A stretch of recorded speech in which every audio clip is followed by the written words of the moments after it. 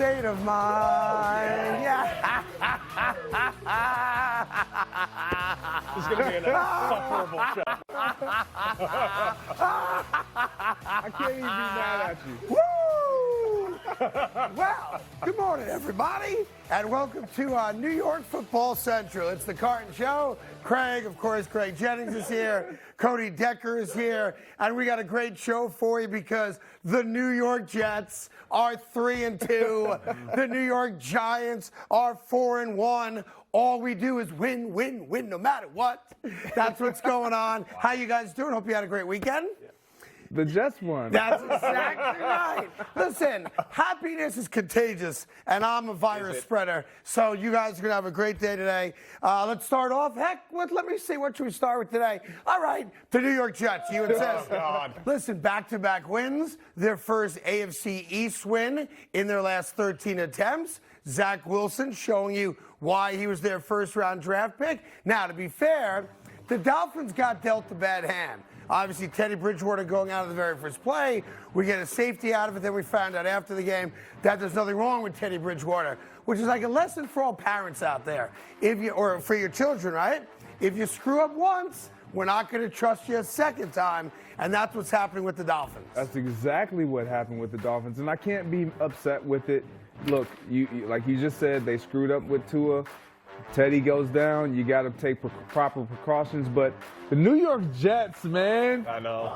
The New York Jets, man. Like, are they a team? They are a team, yes. Are they a team? Now, listen, there were a couple times in that game yesterday when I go, uh-oh, the Dolphins are going to come back and we're going to lose because that's what the old Jets would have done. We would have found a way to lose, but not these new Jets. Look at my man, Q Williams. Throwing Tyreek down to the ground. That was pretty sick. You don't want to play for the Jets? Get on your ass. Not only that, and then an interception earlier in the game. Sauce Gardner, our heralded first-round draft pick, gets his first interception of the year. He flashed the deuce again to Tyreek Hill. So he knows that we're aware that when he went to Miami and someone said to him, why not the Jets? Why not New York? He said, New York what? Yeah, New York where? True. Well, that's where we are, kings of the AFC East, as long as you don't count the Buffalo Bills. I'm just saying. As long as you don't count the Buffalo Bills. As long as we don't count the Buffalo Bills, the New York Jets are the kings of the AFC East. Meanwhile, crosstown rivals, albeit a different conference, and across a huge body of water. But the New York Giants at 9:30 in the morning Eastern time yesterday did the unthinkable. Number one, they won. I didn't see that coming. They were 9-point underdogs. I thought Green Bay was going to win by 30. So I take the loss on that. But they also came from behind. That game, for all intents and purposes, was over at halftime. And then Aaron Rodgers did what Aaron Rodgers 2022 does these days, and that is play lousy football. Yeah, this was an odd game, but I got to give, like I gave credit to the Jets, you got to give credit to the New York Giants. The second half of that football game, they shut out the Packers, and Daniel Jones and Saquon and Brian Dable, they just found a way to get the ball in the end zone and give themselves a chance to win. You can't be upset with what you're seeing out of New York. Yeah, and they're doing something that seems so obvious, and that is you have a great player on the field. Give him the ball. Get him the ball. Right? In space, however you possibly can, and that's what they did. Yeah, one of the things that came out of that game, you're seeing it right here on the screen, 3rd and 6, 4th and 6 from about the Giants 7, and Aaron Rodgers threw incomplete twice. And after the games, Aaron Jones said, you know what? We run the ball there, we probably get the first down. So it's breaking apart. It's all coming to an end in Green Bay. Defend it. Defend it. Listen, the Jets are green. Just come on over. I'm wearing green, kind of green town, what this is. But, it's all good. And listen, we're going to get to all these games much more in depth throughout the show. We just want to go over some of the headlines from Week 5 in the NFL. The Philadelphia Eagles Boy, I mean, they did everything they could to give Arizona a chance to come back and at least tie the game and get to overtime. But Arizona decided they didn't want to play any extra football. So they brought in a field goal kicker that 2 weeks ago, missed an extra point and a field goal while he was kicking for the Chiefs. And then he's got a job again somehow, some way. And they put him on the field after Kyler slides down, 43-yard chip shot. No sack. Thank you. And the Philadelphia Eagles are 5-0 for the first time since the flood, which was a long time ago. Yeah, this entire sequence was interesting because it's, you want to say you got to make the field goal, but then you can look at Kyler and you got to know what the situation where you are, right? Where you are on the field. Did you get the first down? You can't spike the ball, give yourself another opportunity to get the first down. There's so many things that happen, but the Philadelphia Eagles, they're finding a way to get it done. At the end of the day, you either win or lose, and nobody remembers how you That looks like W. Eagle Green right there. No, don't. Listen, I will take it off, and then I get people very upset. I'll start unbuttoning it. Jet screen, jet You screen. want to see what's underneath here, America. But I'll start the unbuttoning process. No. This is like charcoal. I don't know what is this. Yeah, I'm really just a hoodie guy, but they won't let me wear hoodies here. But I'll fight to live another day on that one. The other big story and headline from the weekend, Tampa Bay gets back in the win column. That man does not lose 3 games in a row, and a lot of people are very upset about this alleged phantom sack call in the game between Tampa and Atlanta. I mean, there it is right there. What do you people not understand? That's not allowed? That's not allowed? I'm going to tell you You why. can't throw Tom Brady to the ground? No, it's not even that. This is a personal foul. Oh, you're with me on this? Absolutely not. Thank you. Oh my God. I thought I was But having a heart it is a attack. personal foul when you're 45 years old and everybody's wanting to protect. Like, stop it. You cannot take the game out of the player's hands.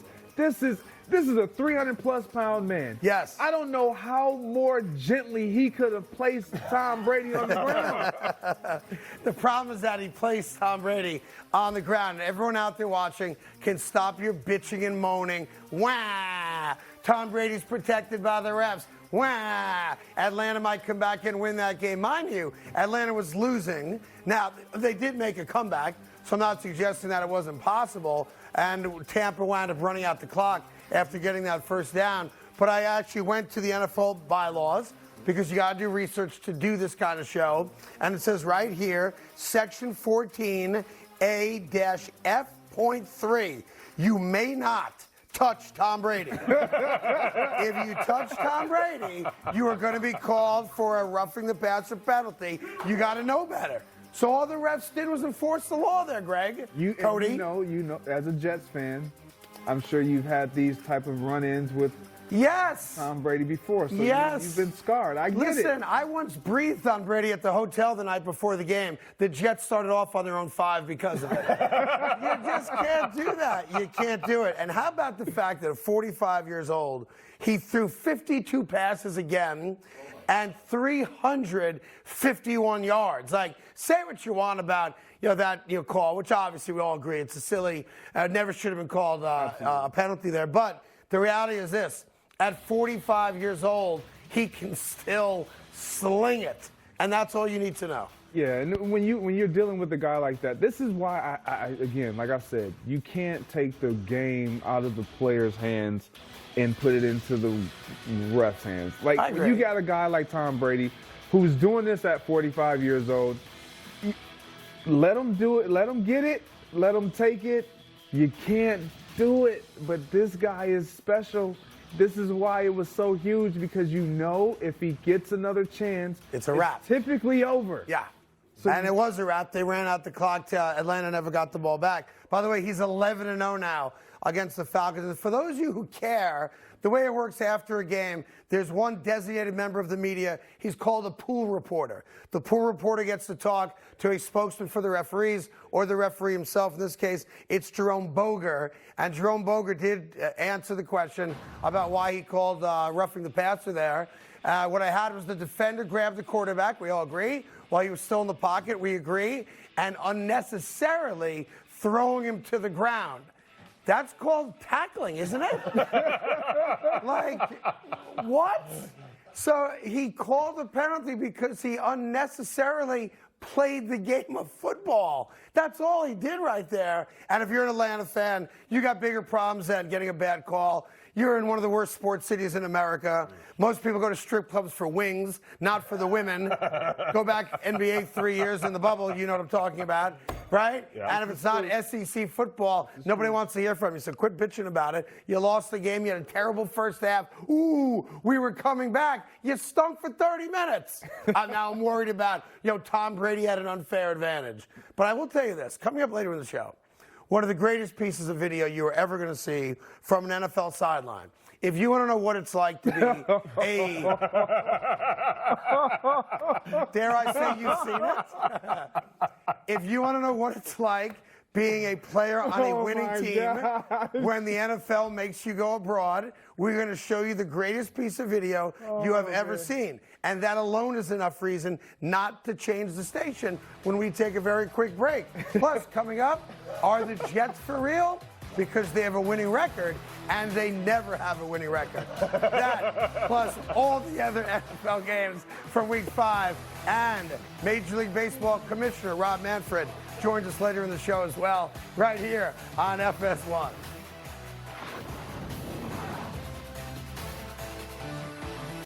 If you watch football on TV, you need Fubo TV. The most college football you can get without cable. Stream up to 4 games at once with multi-view. Try free at FuboTV.com. The first time your sales reached 100K was also the first time you hit this note. Save 20% with the lowest transaction fees and keep more of what you make with a partner that always puts you first. GoDaddy. Tools and support for every small business first. When we were a motorized bicycle company, they said that's fine for the streets, but you'll never win a race.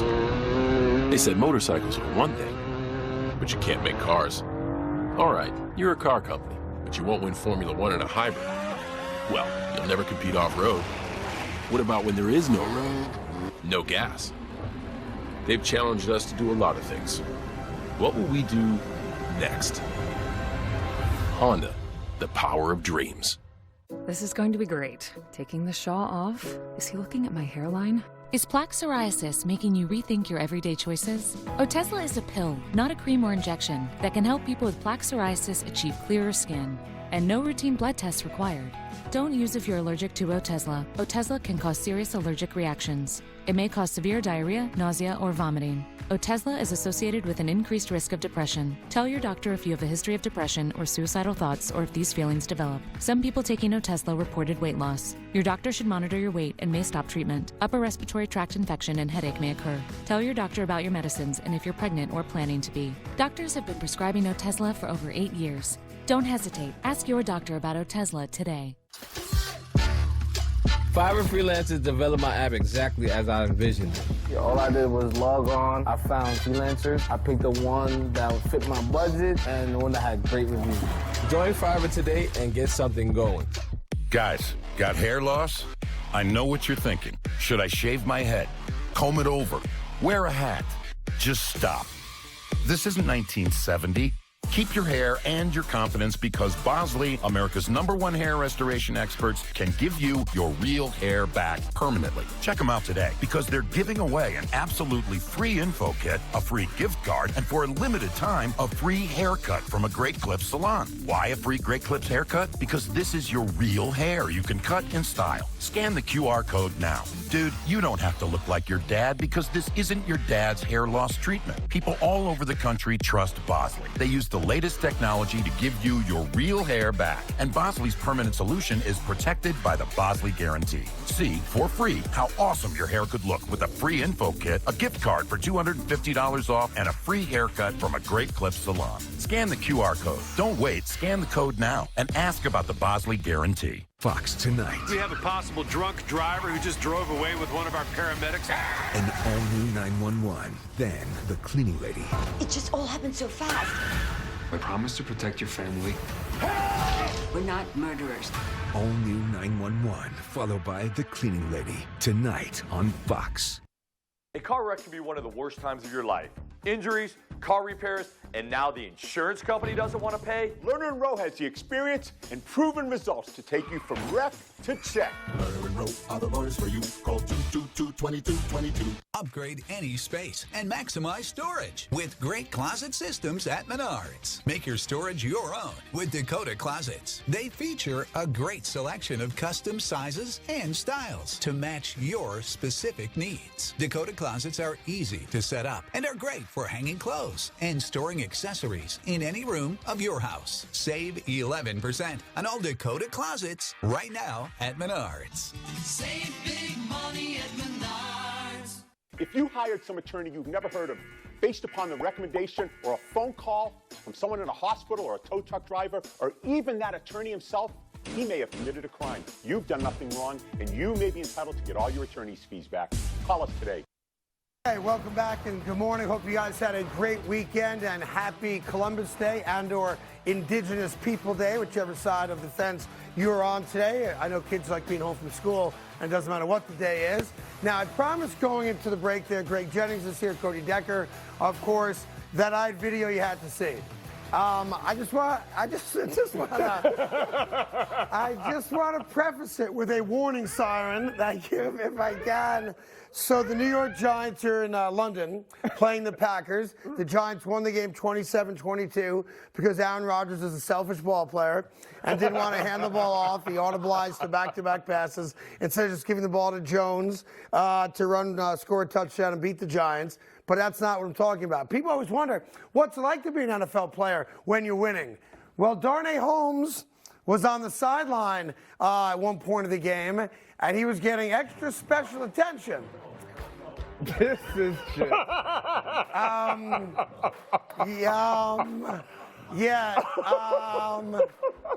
What's that guy doing? I got an idea. Yeah. Oh, and by the way, blurring out his ass cheeks doesn't make it better. It does not. It really does not. Like, I've been around football for a long time. And this is that a perk? Optically, just does not look good. Does that guy get a tip? To the contrary, that looks fantastic. What are you talking about? You know, like radio and TV. By the way, anybody on staff want to be that guy for me? Because I did pull a groin building a chicken coop this weekend. Nobody? Nobody stepping up on that? Not a single team player here. Yeah, what's crazy is that Darnay Holmes was listed on the injury report going into the second half. Do I say it? Don't I say it? Do I say it? Don't I say it? Yeah, okay.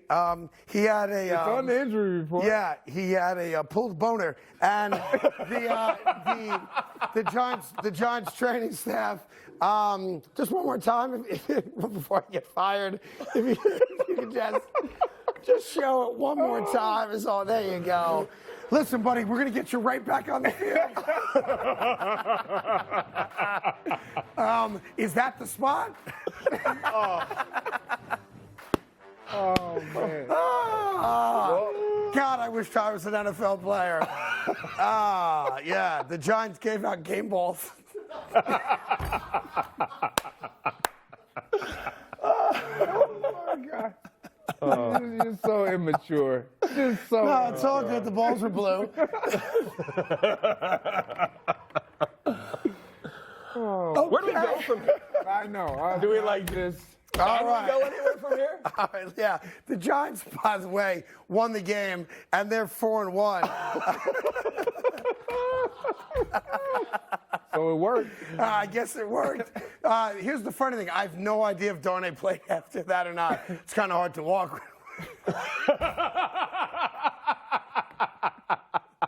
It's terrible.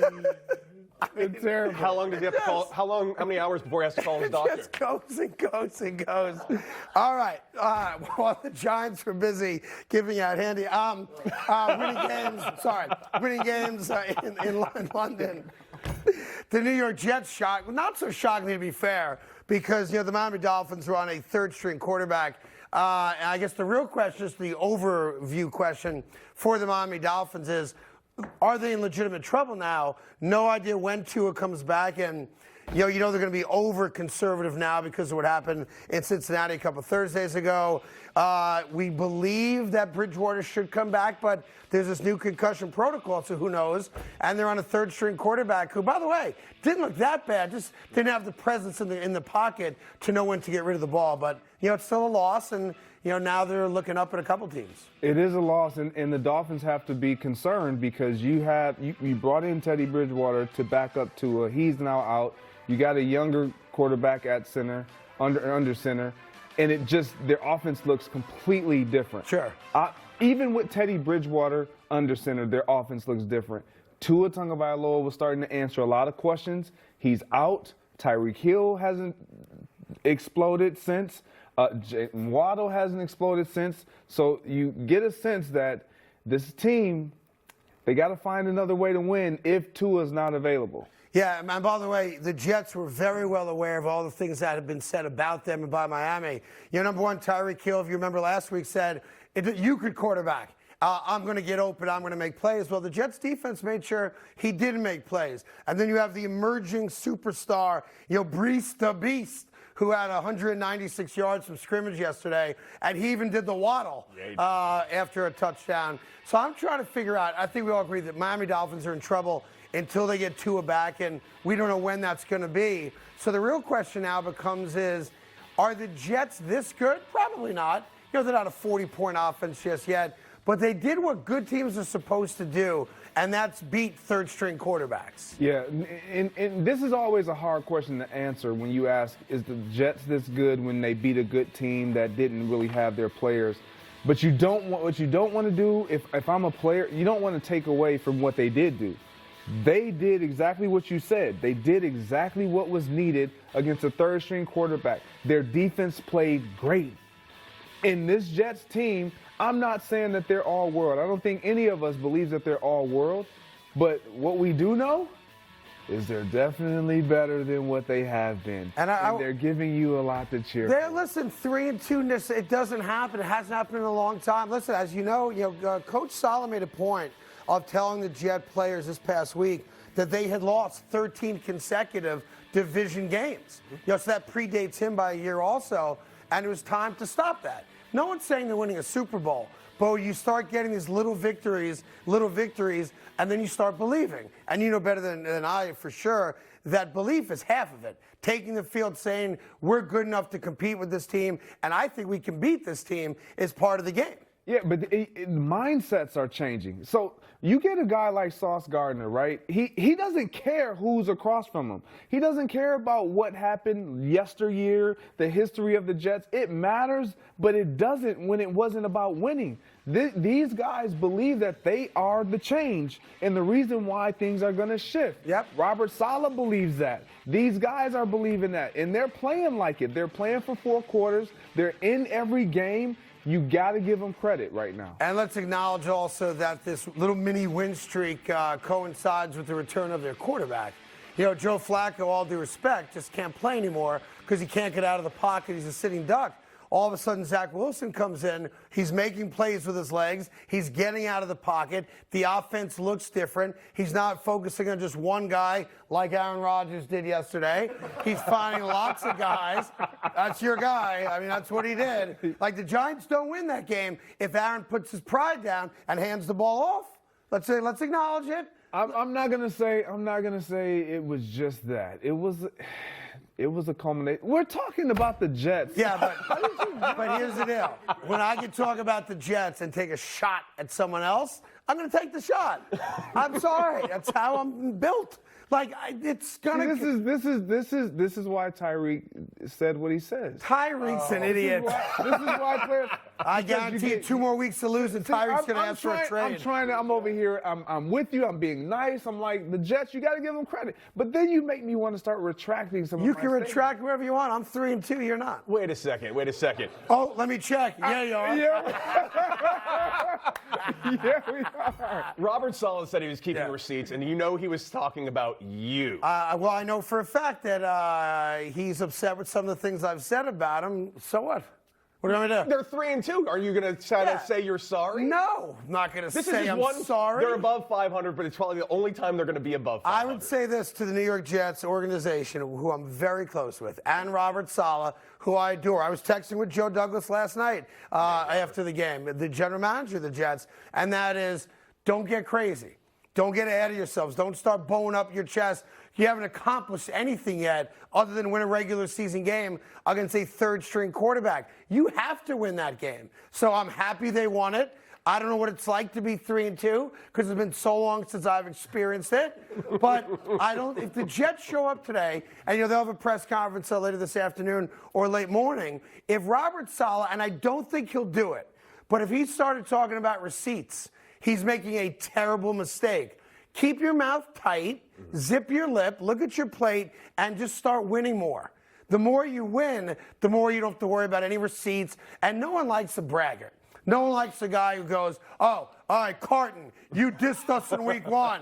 You're on blast. Nobody wants that. Just keep winning games, and everything takes care of itself. You know that. It does. Winning covers up a multitude of sins. Like, it just does. Yeah, ask the Chargers yesterday. That is very true. Yeah. But I will say this. When you haven't won and you are changing the culture and the dynamic of which your locker room once was to what it needs to become, you have to make sure your players are taking receipts. You don't have to talk about it publicly. Right. If I'm hearing guys that are taking pokes and jabs at us, it's bulletin board material inside our locker room so that my guys play with an edge in the chip. And by the way, if I'm saying things that bother them, good. I hope they are bothered. I hope they're using what I say or what other people say as the fuel to burn them to keep playing better and better football. They have a lot of very good young talent. And if you could just show this one more time, I love that play. Quinton Williams throwing. That's called, if they called a penalty on that, I'd understand. That's a more egregious hit than what happened to Tom Brady. Because that's a grown man being ragdolled. I'm going to be honest. I love that. Get down! I'm gonna be honest. Get down on it! Extreme confidence and belief in Tyreek Hill to be one of the when there's a turnover as a receiver, I don't hit. I don't tackle. I'm going strictly for legs. He might drag me for about 10 yards, but he's not going to get the opportunity to do that. That's not going to happen. Let's be honest. You'd be towards the sideline at that point going, all right, we'll get him next time, guys. No, you got to make an attempt. Yeah, well, that's his attempt, and he got thrown right through. I'm getting breaking news. The guys are telling me. Is that true? Wow. NFL blockbuster. Apparently, after seeing that Giants video, Deshaun Watson has demanded a trade to the Giants. It's confirmed. He has demanded a trade to the New York Giants. So if you're a Giant fan, there's a good chance Deshaun Watson. I had to. I had to. Meanwhile, more AFC East football as the Bills did what they're supposed to do. And memo to Mike Tomlin, I told you last week, you don't take Kenny Pickett and start him against the Bills. Find out why right after this on FS1.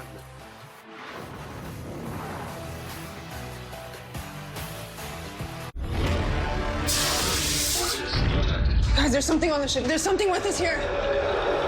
What do we do? Get to the escape pods. Go now!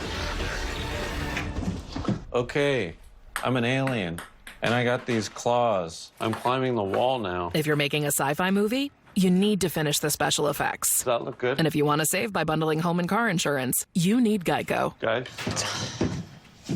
Uh-oh. See how much you could save by bundling with Geico. Is that going to be a problem? Nobody does anything perfectly the first time, or the second, even the third. We learn from mistakes. But when it comes to retirement planning, who can afford mistakes? Smart Asset can help you avoid those unpleasant mishaps with a free guide, The 7 Crucial Mistakes of Retirement Planning. We also match you with up to 3 vetted fiduciary financial advisors who can help you achieve your retirement goals. Using Smart Asset is free with no obligation. Discover what others learned the hard way at smartasset.com. We capture lots of data. With Fiverr, we were able to find the right software developer to help gather all that data and put it into the right system. I was able to save time and money and spend more time growing my business. Transform your business today. Fiverr. Hi, I'm Ted Ligety, 2-time Olympic gold medalist and 5-time world champion. Buying or selling a home is a huge decision.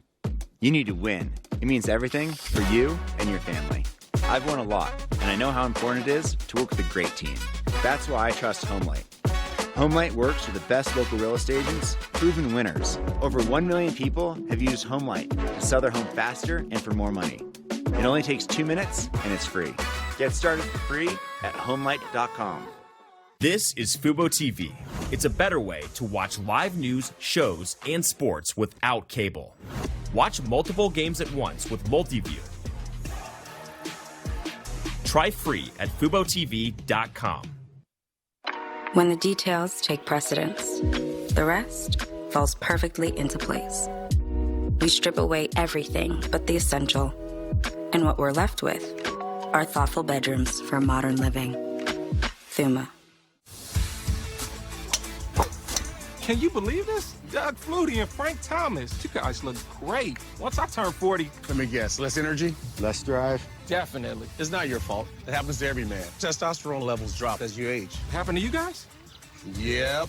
So what did you do? We got Nugenix Total T. To get your complimentary bottle of Nugenix Total T, text SURGE to 231231. This unique man-boosting formula is powered by Testofen, a patented key ingredient clinically researched to help increase testosterone levels. That does it. I gotta get Nugenix. Just send a text for a complimentary bottle. And by the way, she'll like it too. Get your complimentary bottle of Nugenix now. Text SURGE to 231231. Text now and we'll include a bottle of Nugenix Thermo, our most powerful fat incinerator ever, with key ingredients to help you get back in shape fast. Absolutely free. That's SURGE to 231231. Hi, this is Lisa from 4Imprint. Yes, I'd like 50 welcome wows, 300 customer I love it, and 200 team member oh yes. Certainly. You know we got some brand new woohoos. Dial up the wow factor with promotional products from 4Imprint. We specialize in awesome items that are certain to awe and guaranteed to deliver some ooh yes. From apparel, backpacks, drinkware to high-tech items. Wow. I love it. Woohoo! Go to 4imprint.com and find some wow now. 4Imprint, for certain. As a young man, my hair started to thin. I couldn't sleep, I was stressed about it, and there were few options out there. Nutrafol is a drug-free, natural supplement that gave me my hair, my health, and my confidence back. Get growing at Nutrafol.com. Start Saturday strong with Big Noon Saturday on Fox. It's a huge Big Ten showdown as Blake Corum and number 4 Michigan face off with number 10 Penn State. The best pregame, the best announcers, the biggest games. Big Noon Saturday, Penn State, Michigan on Fox.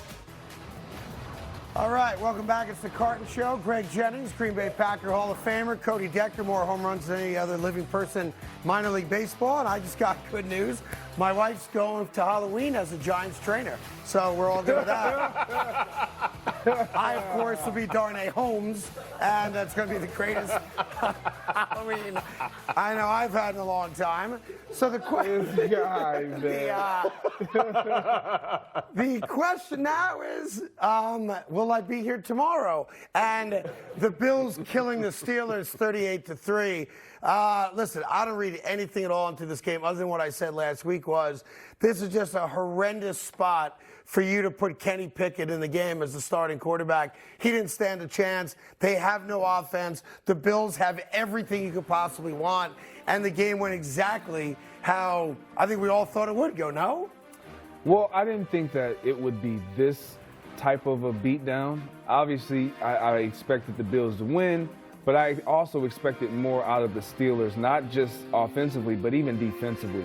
I understand J.J. Watt is out, but your entire team, the culture of the Pittsburgh Steelers is based on defense and being sound, and they just weren't that yesterday. No, it wasn't all. And listen, it doesn't help when your offense doesn't do anything. 3 points in total. And I know Pittsburgh fans are trying to find a silver lining. Oh, he played with moxie. Oh, he's got fire. Oh, he got up after every hit. Hey, he didn't mind throwing interceptions throughout the game, but what do you expect from this kid? It's I said it last week and I meant it. You don't start a quarterback like Kenny Pickett, or for that matter, any rookie quarterback when you have a one-win season on the road against a team that can go get it. It's a recipe for disaster, and that's exactly what they got. Well, I disagree with that, because I believe that when you start a quarterback like this who does have all of what the fans are saying, I believe he has the moxie, I believe he has all of that. You give him this type of experience. You allow him to go against one of the best defenses that he's going to see all year, because this will make him better. This will make this team better. They did not play well. He did not play well. But he's not. The expectation was not from anyone outside of that locker room that Kenny Pickett is going to be the answer against the Bills. No, but he is your future. Sure. And if he's going to be your future, you got to expose him to things like this. The offensive line has to be better too. Yeah, well, listen, I remember it'd be interesting what Pittsburgh does next week from a game plan standpoint. I remember when our colleague Mark Sanchez played a game against the Baltimore Ravens his rookie year, and they were in the backfield more than our running back was in the backfield. And the question was, what do you do next week?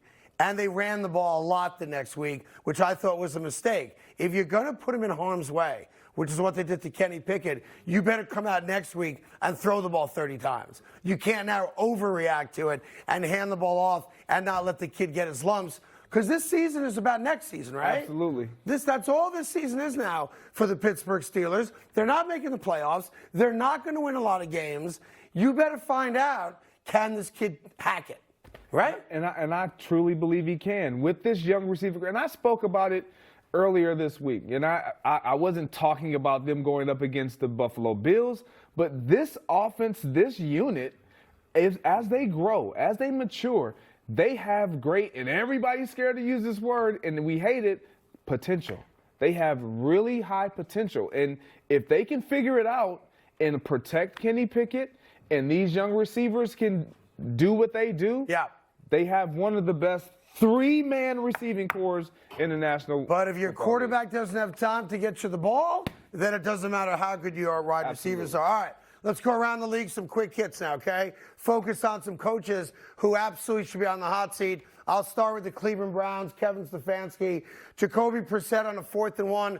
The guy has converted 4th and 1s 100% of the time in his NFL career. And what do? They don't go quarterback sneak. They wind up turning the ball over. And even though they had a shot late to win the game, Stefanski's play calling in the 4th quarter was mind-boggling. Plus, you had the worst run offense in all football, the Chargers, coming into this game.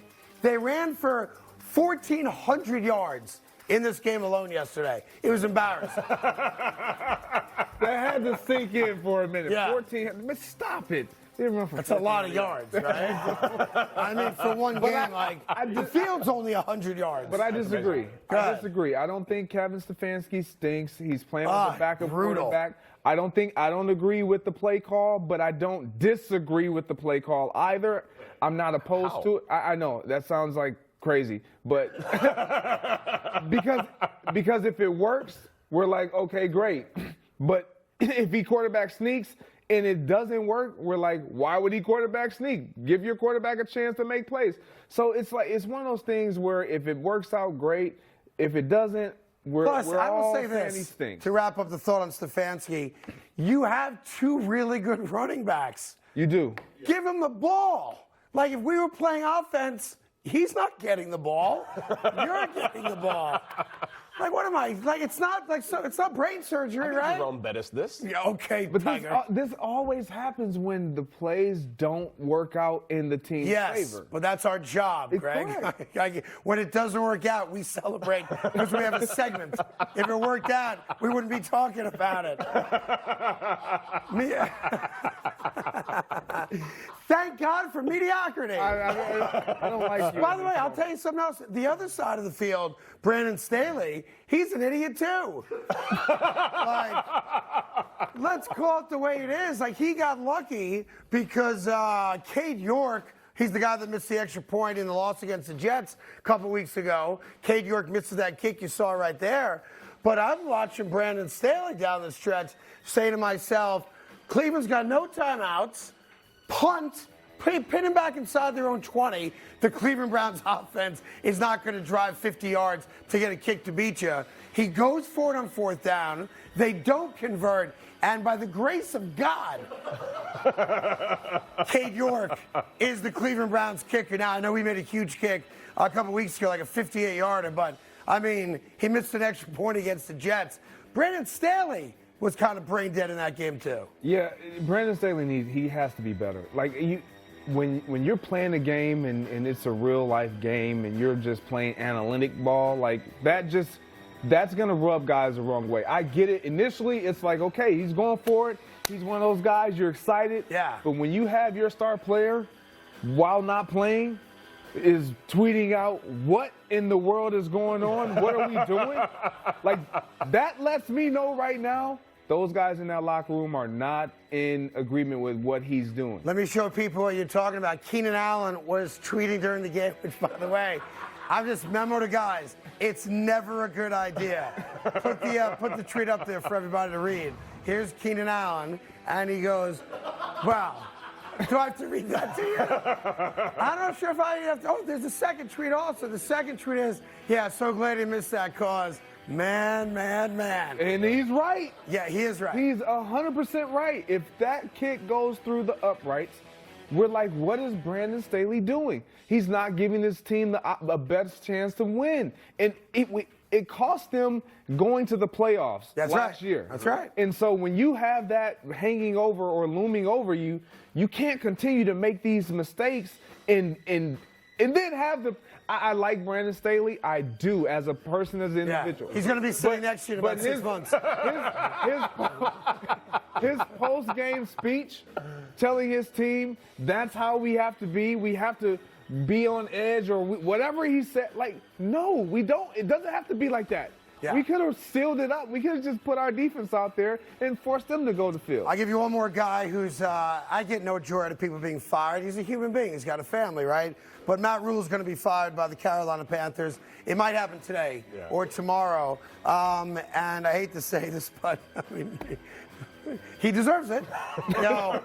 You want to blame Sam Darnold last year? You want to blame Baker Mayfield this year? You have the right to do that, by the way. If I'm Matt Rule, I'll go to bed saying, I never had a quarterback. You're also not a great head coach. And here's the other part of the reason why he's probably going to be fired. If he gets fired sooner than later, he has a better chance of getting a college job. That college job will save David Tepper, who doesn't need the money, by the way, money off of what he would owe Matt Rule. It also gives Matt Rule a chance to coach at least at the collegiate level, but that is a train wreck going nowhere but down. They're now 1-4. Yeah, and I can't give him the excuse of not having a quarterback. He started this quarterback carousel. That's right. He walked in the door and told Cam Newton to leave. So I'm not saying that wasn't the right decision, but clearly it didn't work. Yeah, no, listen, even when they had Cam Newton, he was at the end of it. We all know. And then Sam Darnold, who's embarrassingly bad. And I really thought Baker Mayfield was the answer to the franchise. Come on. You picked Baker for comeback player of the year. Baker Mayfield's the biggest disappointment in my life right now. Wow. And don't Google me. I got plenty. All right? There's plenty sitting there for you. And there's no bigger disappointment in my life than Baker Mayfield, who's this close to being a third-string quarterback in the NFL. But Matt Rule is going to be fired. I think it's going to happen this week. And if it doesn't, it's any day now. One team that loves their head coach, and for good reason, because they are 5-0, the Philadelphia Eagles, as Philadelphians say it. And we are on the verge, and it's happening. Phillies won their wild card round. Eagles are 5-0. The world is imploding. But the Eagles are a team worth talking about, so we'll do that next on FS1. Yes. Today's show is sponsored by Las Vegas, your home for all live sports. Every game, match, race, and competition. It is always on. It takes fight to be a full-time fan. There'll be good days and bad ones. But when you love what you do, you'll never work a day in your life. Modelo, brewed for full-time fans. Brewed for those with a fighting spirit. Team, I need a volunteer. We need promotional products. I'm on it. 4imprint makes promotional product success easy. For high-quality items, go to 4imprint.com. 4imprint, for certain. Can you believe this? Doug Flutie and Frank Thomas. You guys look great. Once I turn 40. Let me guess, less energy, less drive? Definitely. It's not your fault. It happens to every man. Testosterone levels drop as you age. Happened to you guys? Yep. So what did you do? We got Nugenix Total T. To get your complimentary bottle of Nugenix Total T, text SURGE to 231231. This unique man-boosting formula is powered by Testofen, a patented key ingredient clinically researched to help increase testosterone levels. That does it. I gotta get Nugenix. Just send a text for a complimentary bottle. And by the way, she'll like it too. Get your complimentary bottle of Nugenix now. Text SURGE to 231231. Text now and we'll include a bottle of Nugenix Thermo, our most powerful fat incinerator ever, with key ingredients to help you get back in shape fast. Absolutely free. That's SURGE to 231231.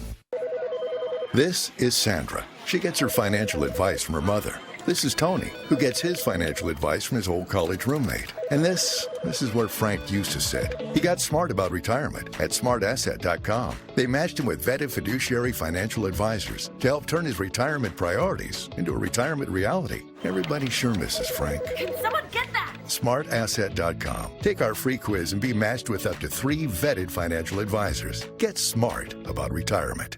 The World Cup has moved to the holidays. Oh my gooseberries, this is gonna make everything wonderful. We're gonna need lots of sweaters.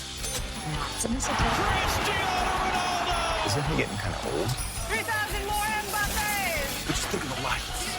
And the U.S. winning it all. A Christmas miracle. The chef's chicken sandwiches at Panera, freshly prepared with clean ingredients, spark an explosion of the senses. So when you finally taste it, it just confirms this is fantastic. And only at Panera. $1 delivery fee on our app. If you watch football on TV, you need Fubo TV. The most college football you can get without cable. Stream up to 4 games at once with Multiview. Try free at FuboTV.com. Buying or selling a home can be one of the most stressful moments of your life. But it doesn't have to be. HomeLight is here to change that. HomeLight combines the best technology and agents onto one modern real estate platform. Join the millions of people who have used HomeLight to make buying and selling simple. It takes 2 minutes, and best of all, it's free. Buying and selling has never been more simple. Start today at HomeLight.com. Hey, Gary. You been up there all night? Yeah, just keeping watch. You need SimpliSafe's wireless outdoor security camera. It has a 140-degree field of view and color night vision. The wireless outdoor security camera from SimpliSafe. Hey, we got soul. Oh, yeah, we got soul.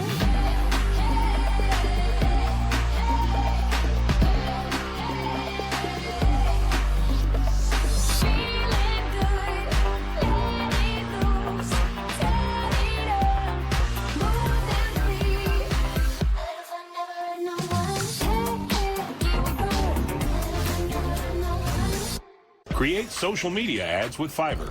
You'll need your brand manager, copywriter, and Xena, a Fiverr freelance video editor that works with Fortune 500 companies who will join your team from home. Her home, not yours. Expand your team with a Fiverr freelancer. Okay, the biggest sporting event on the planet returns to Fox Sports. And for the first time ever, it's taking over the holiday season. The FIFA World Cup begins November 20th on Fox and FS1. And I'm pretty sure we qualified for this year's World Cup, so that's even cooler. America, here we go. All right, Greg Jennings, Green Bay Packer Hall of Famer, Cody Decker, it's the Carton Show. Hope you guys all had a great weekend. Eagles are the only undefeated team in football.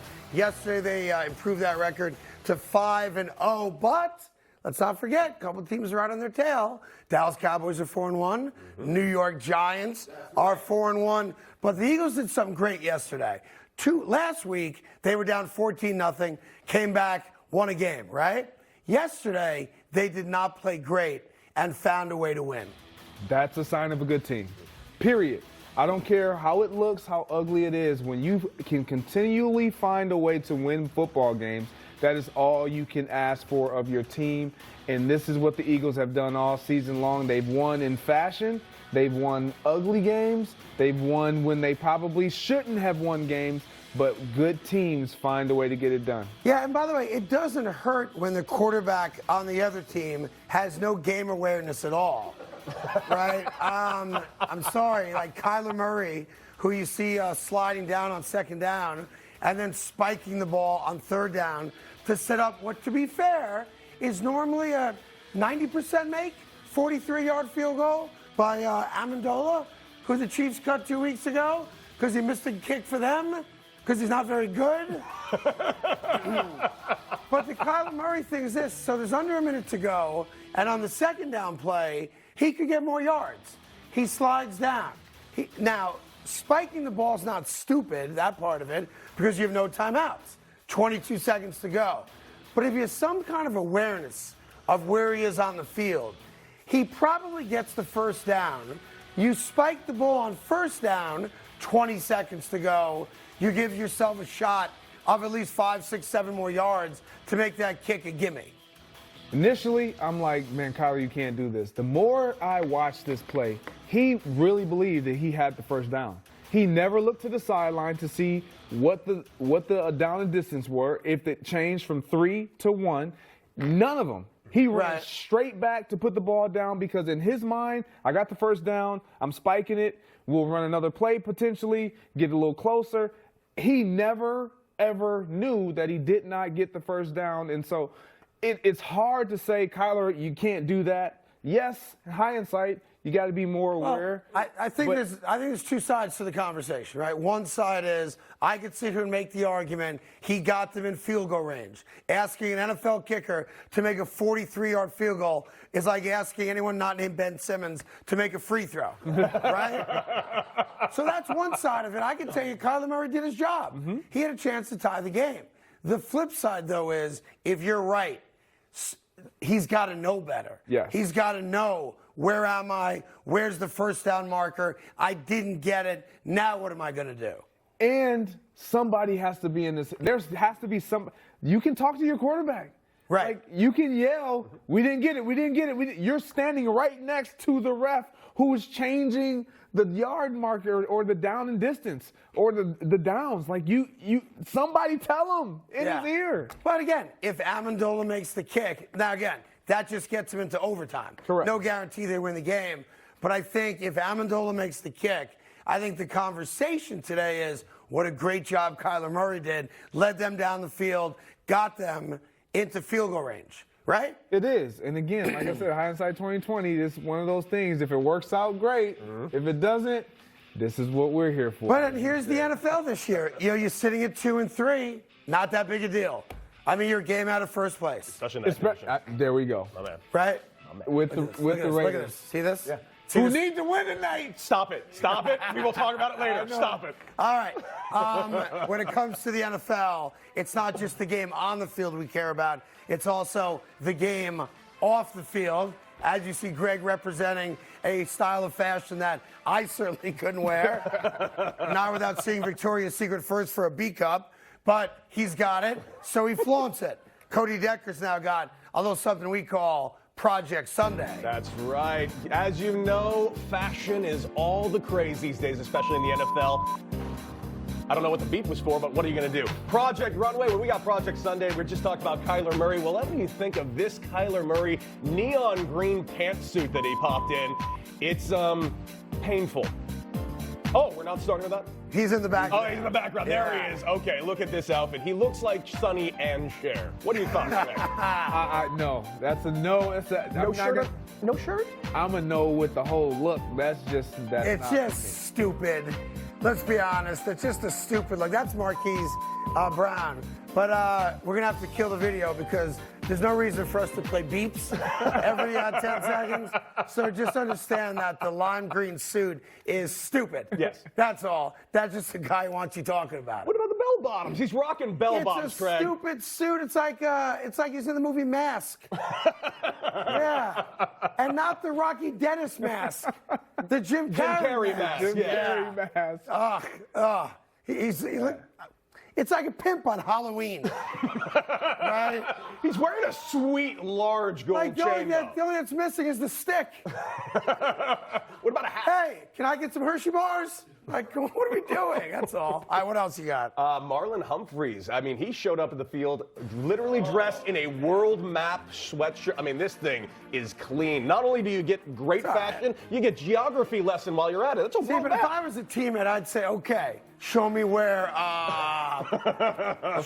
Transylvania is. Right, and make him point it out, right? Yeah, that's a good look. I can get down with that right there. Okay. That's a good look. I agree with you. You got one more there? Yeah, you're a big fan of everything Philly. Well, this guy showed up to the Eagles game dressed to the nines right here. And I got to say, the use of the Philly fanatic for his outfit, quite impressive. Please, can we show this guy because he is the most important thing that's ever happened to Philadelphia.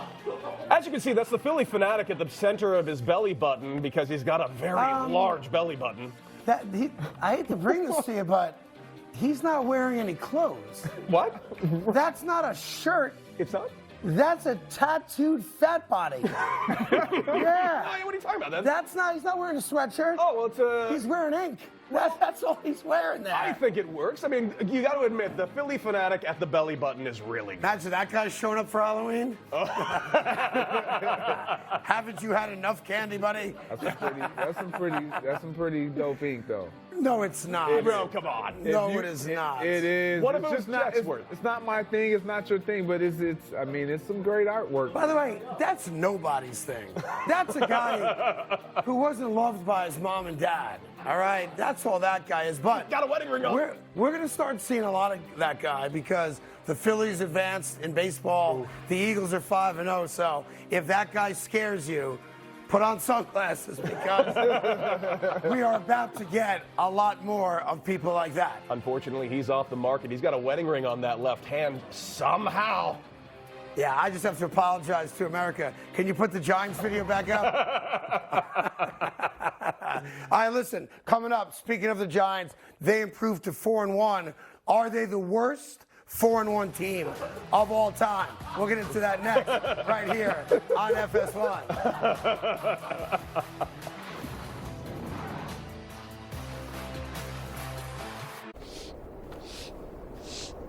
This winter, make sure your tires are ready for adventure.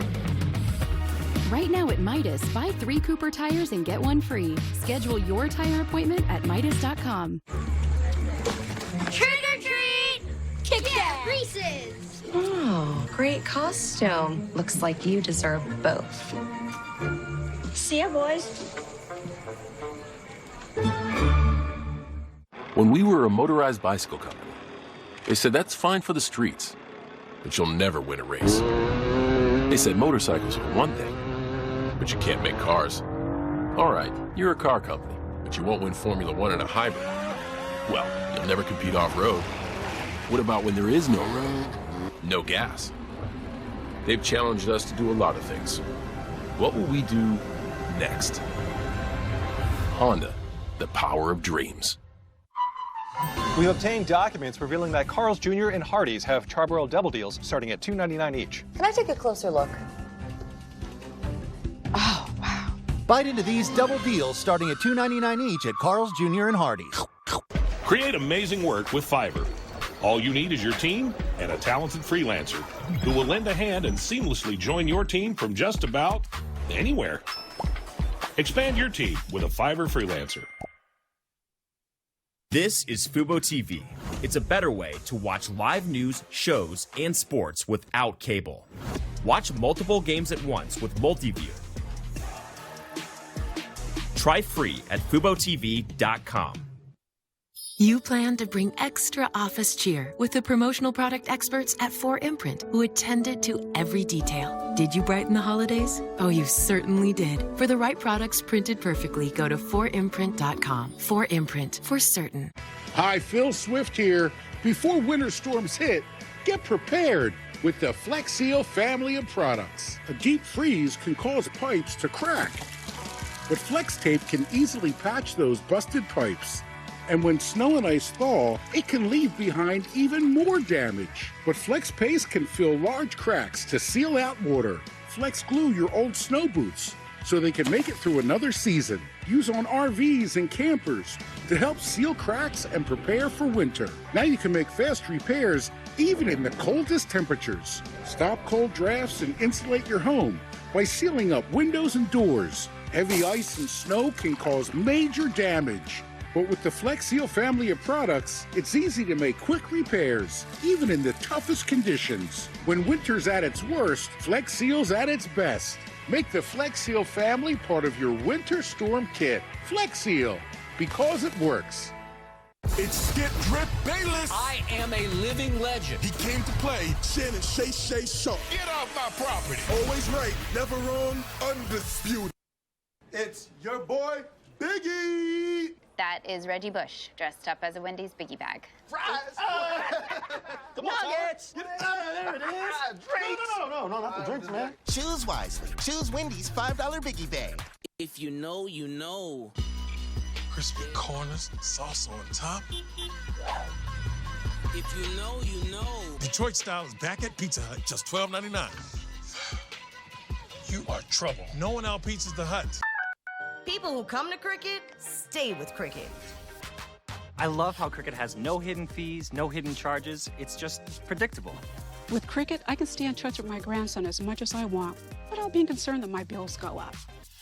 The 5G is like fast. It makes sharing photos of our projects and video calls super easy. Switch for the speed, stay for the savings. Smile, you're on Cricket. Okay, we're back talking NFL football week 5. There is a game tonight. We'll get to that a little bit later on in the program. Of course, Craig Jennings is here. Cody Decker's here. Craig knows what it's like to be in a huddle when Aaron Rodgers says, "It's all about me now, guys. It's all about me. Nobody else is touching the ball but me." Yes. And that's what happened yesterday as the heavily favored Green Bay Packers lost to the now 4-1 New York Giants. Let me start off from the Giants' perspective before we get to Aaron Rodgers and the mayhem that's happening, as you know, in Green Bay right now. From a Giant perspective, they've got Saquon Barkley. If I quizzed 50 random NFL fans to name 2 wide receivers that were active for yesterday's game or tight ends for the New York Giants, nobody can answer that question. I'm not going to put you guys on the spot. Plus, you're NFL experts, so you probably know the entire roster. But they're 4-1, and you can't figure out how because they don't have a great quarterback. Their defense doesn't have any named superstars yet, and here we are 5 weeks into the season, and they're 4-1. Are they the worst 4-1 team in the history of the NFL, talent-wise? I would say no. I think short lens picture, we're going to say yes because they don't have any skill guys that really jump out that you say, oh my gosh. Yesterday when I watched this game, when the game started and I saw the Giants take the field, I honestly thought to myself, I said, this is going to be the easiest defensive game for the Green Bay Packers. Right. I think we all thought that. Because all they had to do was eliminate Saquon Barkley. Right.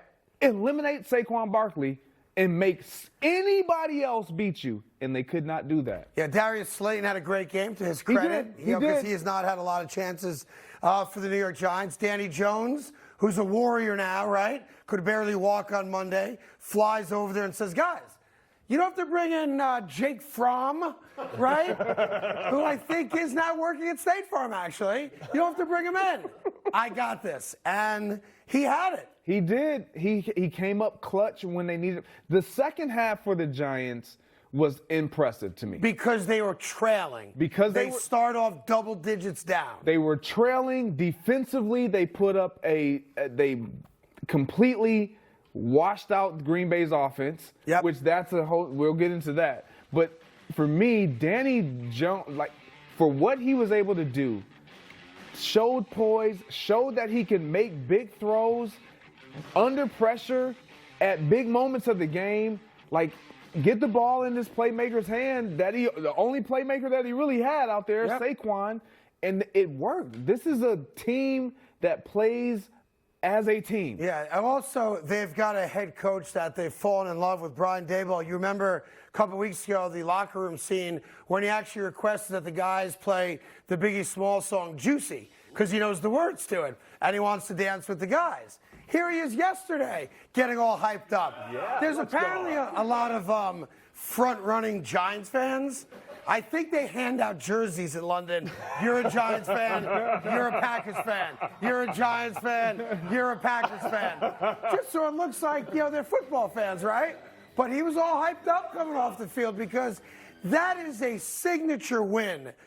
He's only coached 5 games. That's a signature win. It was definitely a signature win in London against a team that had everybody wanted to see Green Bay in London. Everyone in London. Aaron Rodgers was the biggest star in that game. Absolutely. And you beat a team who we all consider to be a contender in the NFC. Regardless of how they look, it's the Green Bay Packers, and they still have Aaron Rodgers. And you know what's interesting about it also? The Green Bay Packers lost Devontae Adams, and Aaron Rodgers seems like he's lost. And he's only going to throw the ball to one guy, and he's not going to throw the ball around the field to guys that are open. You could make the argument that Danny Jones lost his go-to guys, whether it was Kenny Galladay, we know it wasn't, whether it's Kadarius Toney, and he said, Sills is my guy? Okay, I'll throw the ball to him.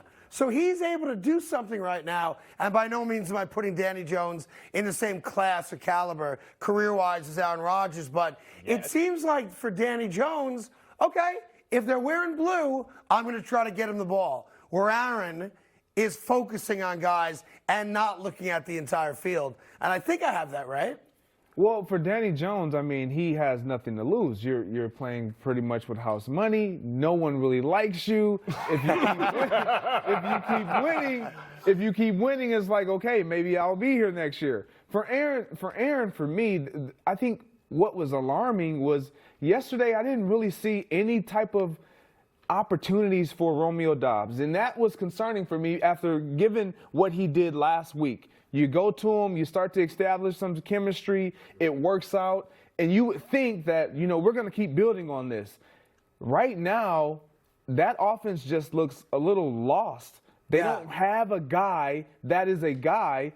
Alan Lazard is supposed to be the guy. He's supposed to be the guy. Has said it, but I don't truly think he's the guy. It's one of those deals where you're going to have to rely on your running game, get the ball in Aaron Jones' hands in the backfield, outside the backfield. Let me stop you right there, because in the world of social media now, everybody wanted to say something or being asked to say something after a game.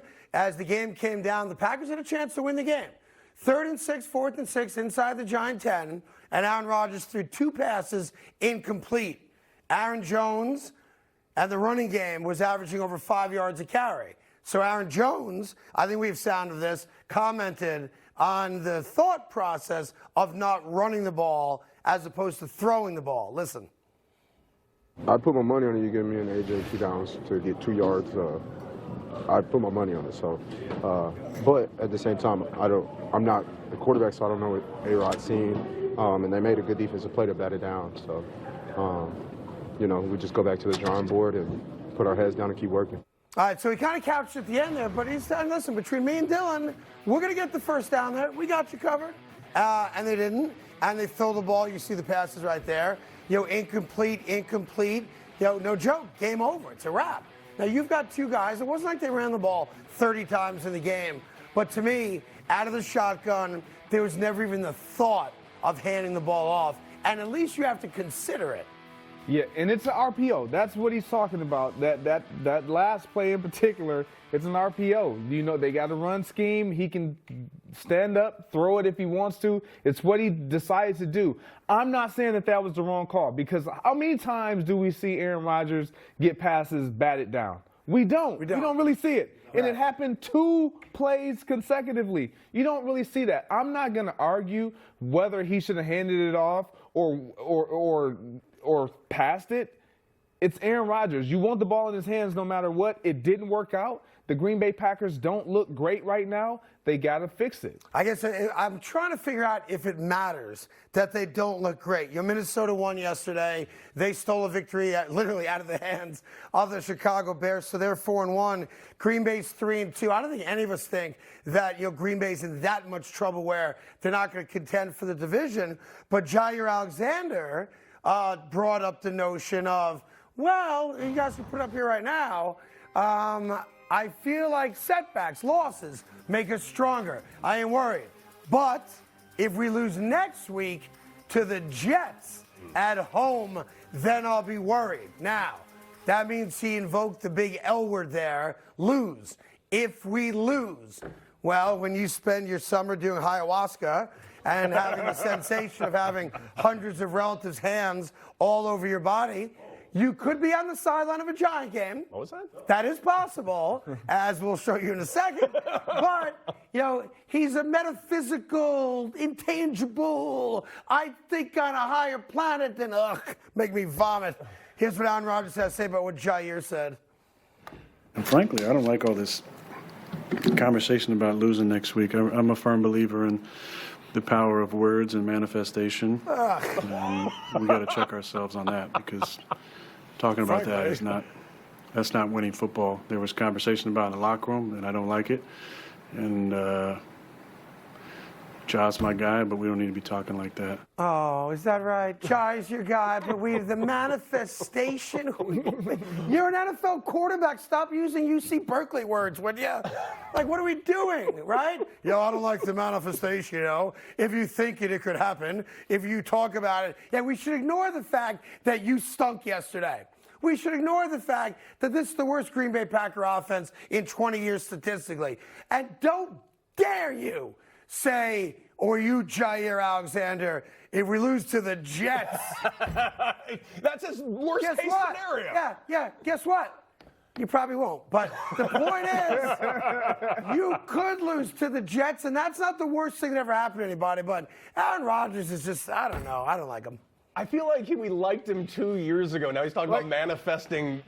What is this? It's drugs, is what it is. No kidding. I have friends who did drugs, and they come out on the other side, and now they're philosophers. That's what he's become. I also have a friend, by the way, who thinks he's a navel orange and tries to peel himself every day, but he's getting the help he needs. He snuck into a dead show with a sheet of acid on his stomach, and it all absorbed into his body, and now he thinks he's a navel orange. Don't do drugs. Go ahead. Like, no joke. He tries to peel, he juices himself. I don't care about I'm just saying. But Aaron's right. Oh, stop. Come on. No, hear me out. Aaron's right, and I agree also with Jair Alexander. The reason why Aaron's right is you can't allow your locker room to start to divide. You can't create a rift between player and player or offense and defense. But what you're hearing out of Jair Alexander is a defensive player that is frustrated that the offense is not holding up their end. He will never say that. But that is what typically happens. You start hearing, we got to. If the offense was rolling and the defense was not, we would say stuff like, we just got to score more points. Right. And that's our way of saying because the defense is not going to do their job. Well, listen, the defense gave up 27 points to this no-name offense, right? Outside of Saquon Barkley, who ran some Wildcat, also scored, the 2-yard touchdown on the Wildcat. But so Jair said nothing wrong. He didn't say anything wrong. He's like, look, look, we're good. We're not panicking yet. Now, if we lose next week, and now it's back-to-back losses, and I don't think he meant anything by that because they play the Jets. I'm just making that up. But if we lose back-to-back games, and now we're a 500 football team, and let's say Minnesota wins again, and now we're 2 games out, at that point, we can have the conversation. He's right. That's why I say they're both right, because Jair makes a great point. He understands, look, we can't keep letting games that we should win slip. But Aaron is right as well when he says, look, we can't start talking about the what-ifs if we lose. You can't have that type of mindset. You cannot be a competitor and go in doubting your ability to win games. See, and again, without overstating this whole conversation, I don't think that's what Jair meant. I don't think that's what he probably just answered. The question probably was, are you panicking? Right? Something along those lines. So he tried to give a thoughtful answer. That's how I read it. And then Aaron Judge, it may have been presented to him in a totally different way. Like, hey, you hear what Jair said? He said if you lose next week, it's time to panic. And that's probably not what he meant by that at all. Yeah, it's typically, it's typically how the reporters do right? it. Yeah. I mean, that's exactly what we do. Absolutely. Like, could you imagine being a reporter covering the New York Giants today? You just got back from London. The Giants, no joke, are the Giants are 4-1, but nobody wants to talk about Saquon's great performance. What about Danny Dimes? Nobody wants to talk about the gutty Warrior-esque performance by Danny Jones. Nobody wants to talk about Brian Dable loving Biggie Smalls. They want to talk about Darnay Holmes on the sideline. Wow. And this. That is one of the best looking asses I've ever seen. Wait a second here. Craig? Wait a second. What? Craig? There we go. How did you get to London so quickly, Craig? Okay. You're right there front and center for it. How did it look that close? Front and center for it. Can you tell us what actually was happening? Real and spectacular. That's how it looked, okay? All right, so I'm Darnay's ass, is what you're saying. Yeah, still, that trainer, he gets a bonus. He gets a game ball, or two. Whatever. Like, isn't that what the blue tent is for? Like, don't you like, hey, buddy? Is that what happens in the blue tent? Oh my God! Like, cause you know you're on what camera. happens in the blue tent because you're in the blue tent. By the way, you know full well there are people in London going, this is the greatest. Like, we got to start doing this at soccer games. This is the greatest thing of all time. Yeah. I don't know what the injury is there, and I'm not going to guess. All right? I'm not going to guess. So while the Giants were improving to 4-1, the Eagles, of course, improving to 5-0. There's another little engine that's defying all logic, and that is the Dallas Cowboys. More on them right after this.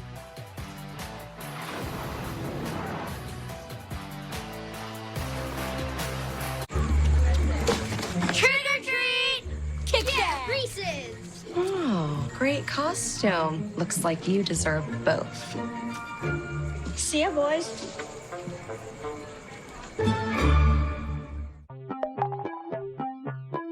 Some things leave you guessing. MailChimp takes the guesswork out of email marketing by analyzing data from billions of emails to offer suggestions for how to improve engagement and revenue. Guess less and sell more with Intuit MailChimp. It's the Subway Series menu. 12 irresistible subs. The most epic sandwich roster ever created. It's Subway's biggest refresh yet.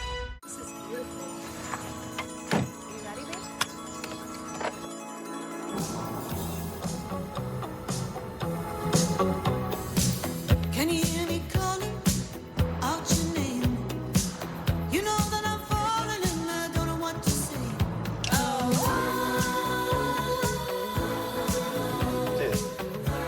wanna be with you. From Bolt to Blazer, Equinox to Silverado, Chevy EVs are for everyone, everywhere. If you watch football on TV, you need Fubo TV. The most college football you can get without cable. Stream up to 4 games at once with Multiview. Try free at FuboTV.com. When the details take precedence, the rest falls perfectly into place. We strip away everything but the essential. And what we're left with are thoughtful bedrooms for modern living.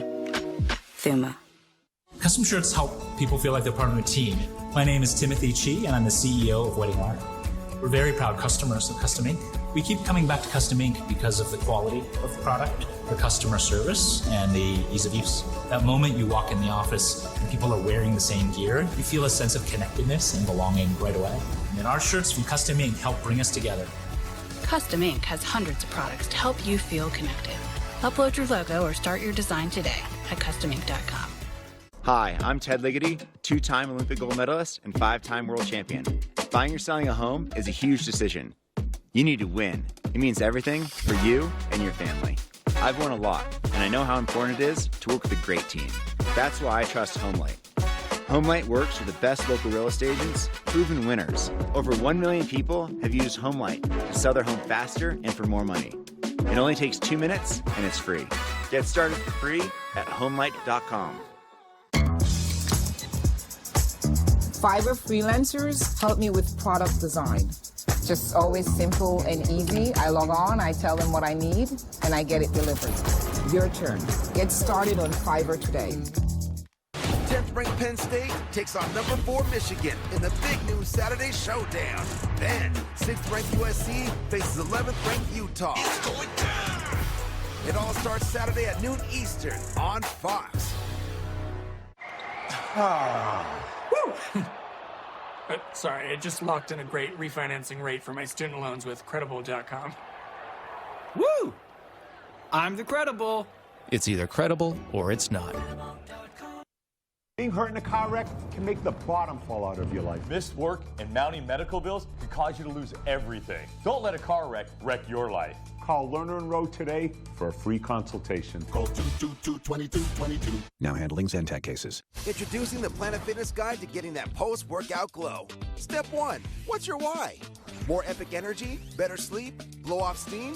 Step 2, join Planet Fitness for $1 down, $10 a month, cancel anytime, and get moving. Go cardio crazy in our clean and spacious clubs. Jam out on the strength machines and get down with some dumbbells. Step 3, bask in that post-workout glow. Join Planet Fitness today for $1 down, $10 a month, cancel anytime. Deal ends Friday, October 14th. It's not the size of the wreck that matters, it's the size of the check. In a wreck and need a check? We'll Lerner and Rowe. Call 222-2222. Now handling Zentek cases. All right, here we are, Week 6, NFL. Sunday, Tom Brady leads the Buccaneers into the Steel City. I assume that's Pittsburgh. Or the Jets visit Lambeau to take on Rodgers and the Packers or other regional action. Check local listings for the game in your area, only on Fox and the Fox Sports app. So, welcome back, Greg Jennings and Cody Decker. It's the Carton Show. You have the Eagles at 5-0. You've got the Giants, as we already discussed today, 4-1.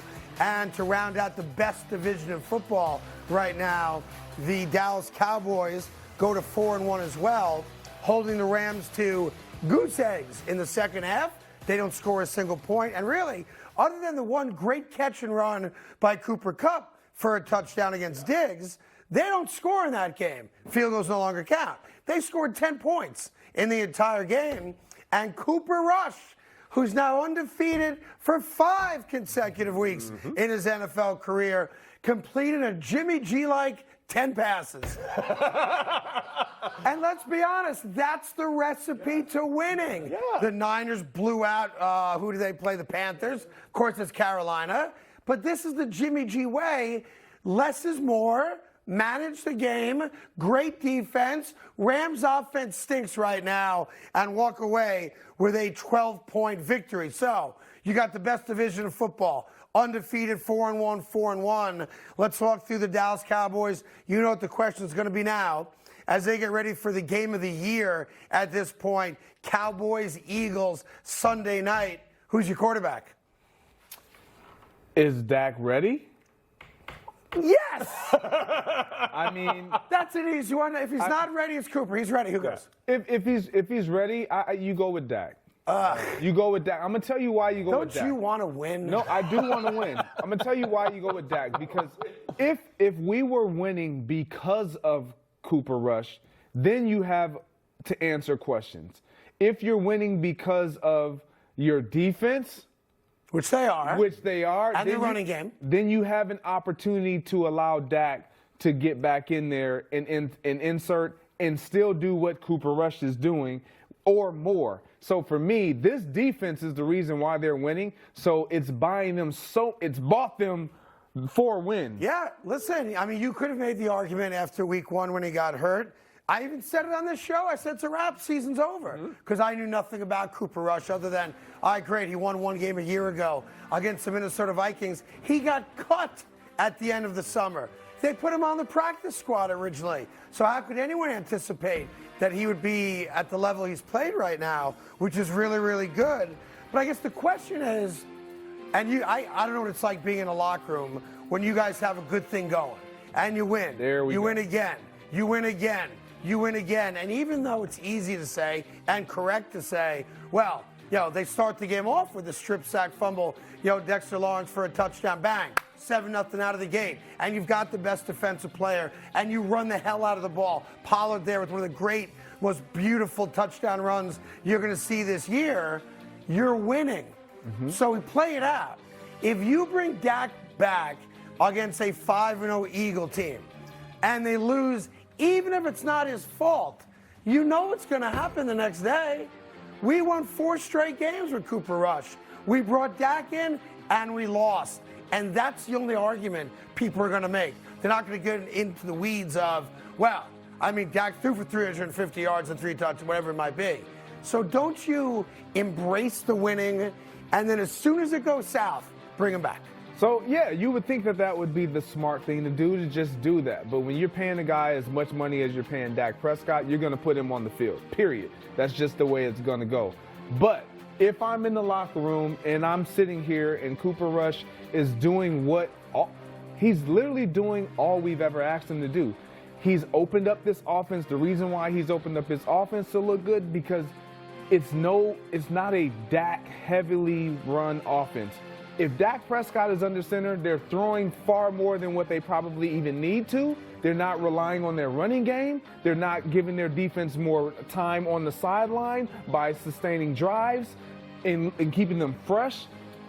That's where I kind of start to question, maybe we do stick with Cooper Rush. Yeah, well, listen. If I'm a player. And the unsung story here is not Cooper Rush, because we talk about him every week because he's the quarterback of the Dallas Cowboys. And it's not Ezekiel Elliott either. He's got the big name and the big contract.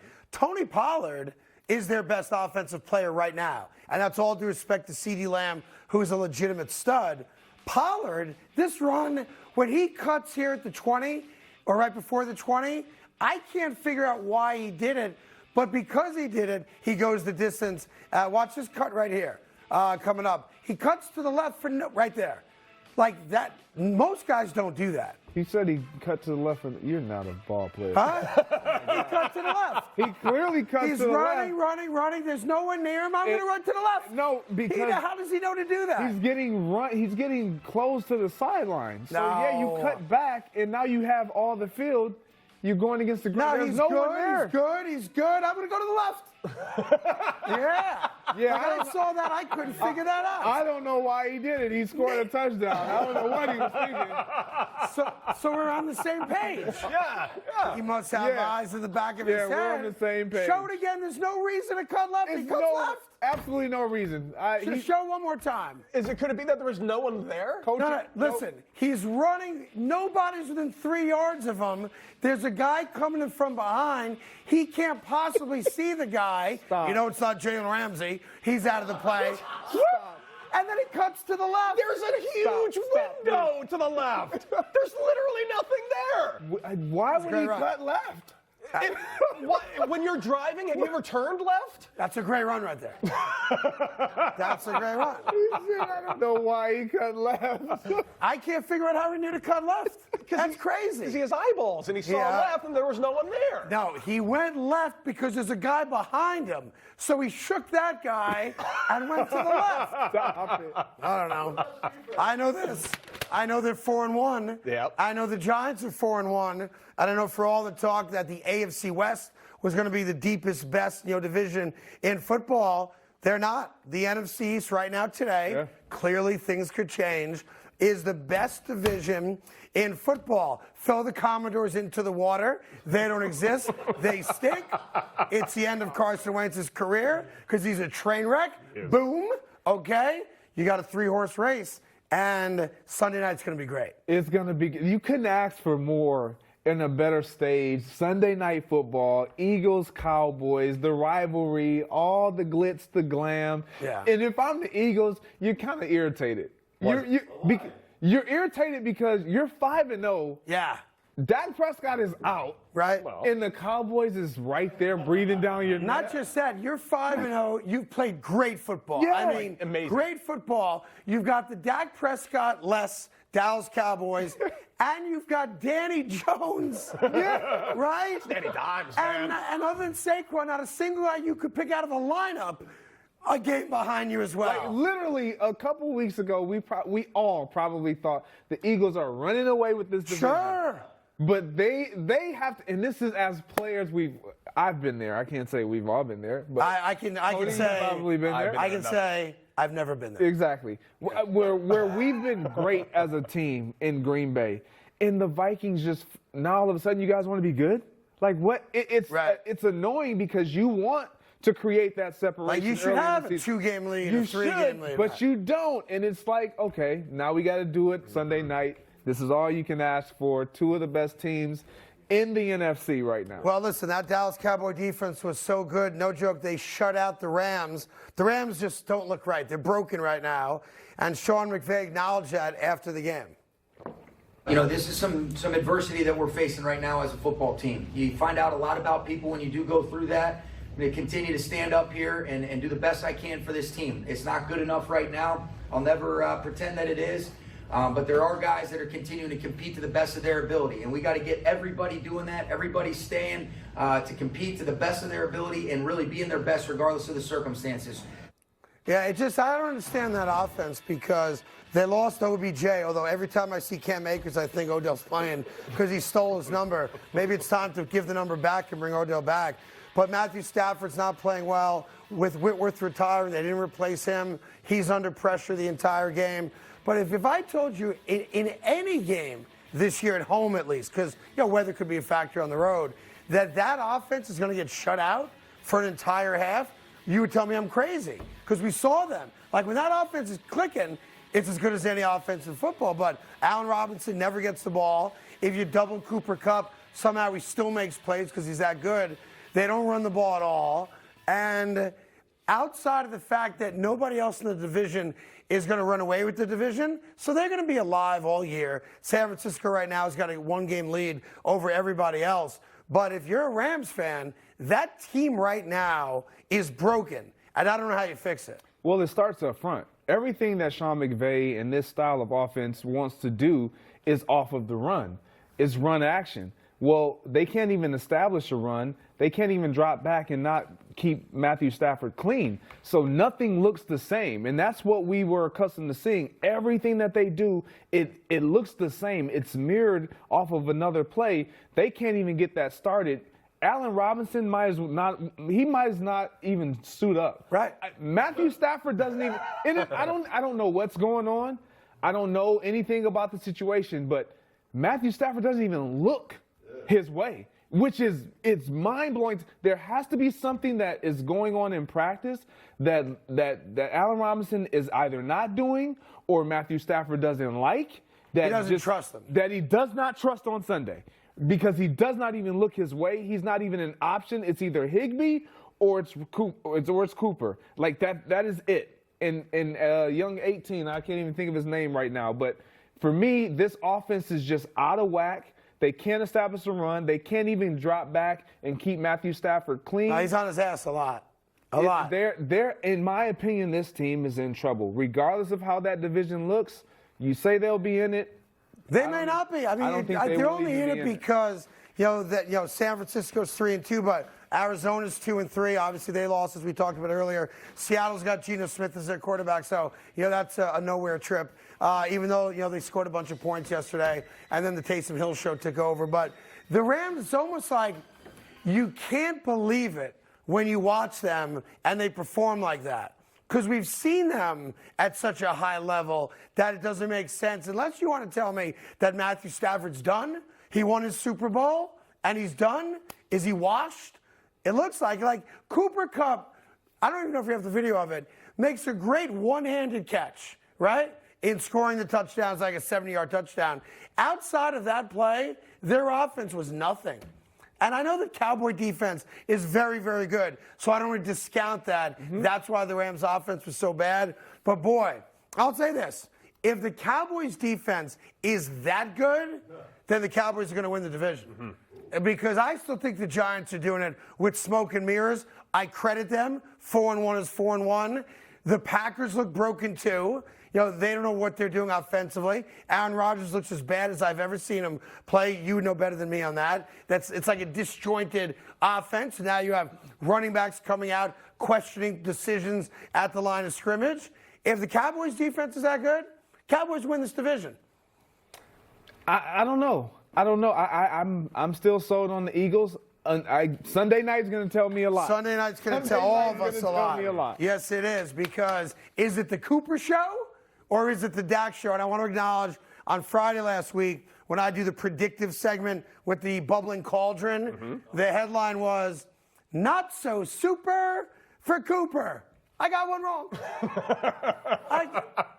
To be fair, though, I kind of got it right. Oh, no, you didn't. He only completed 10 passes. Oh, stop it. Hold he on. won. Hold on a second. 5-0. Hold on a second. If I said to you on Friday that I define not so super for Cooper as he only completes 10 passes, you would have given me a W on that.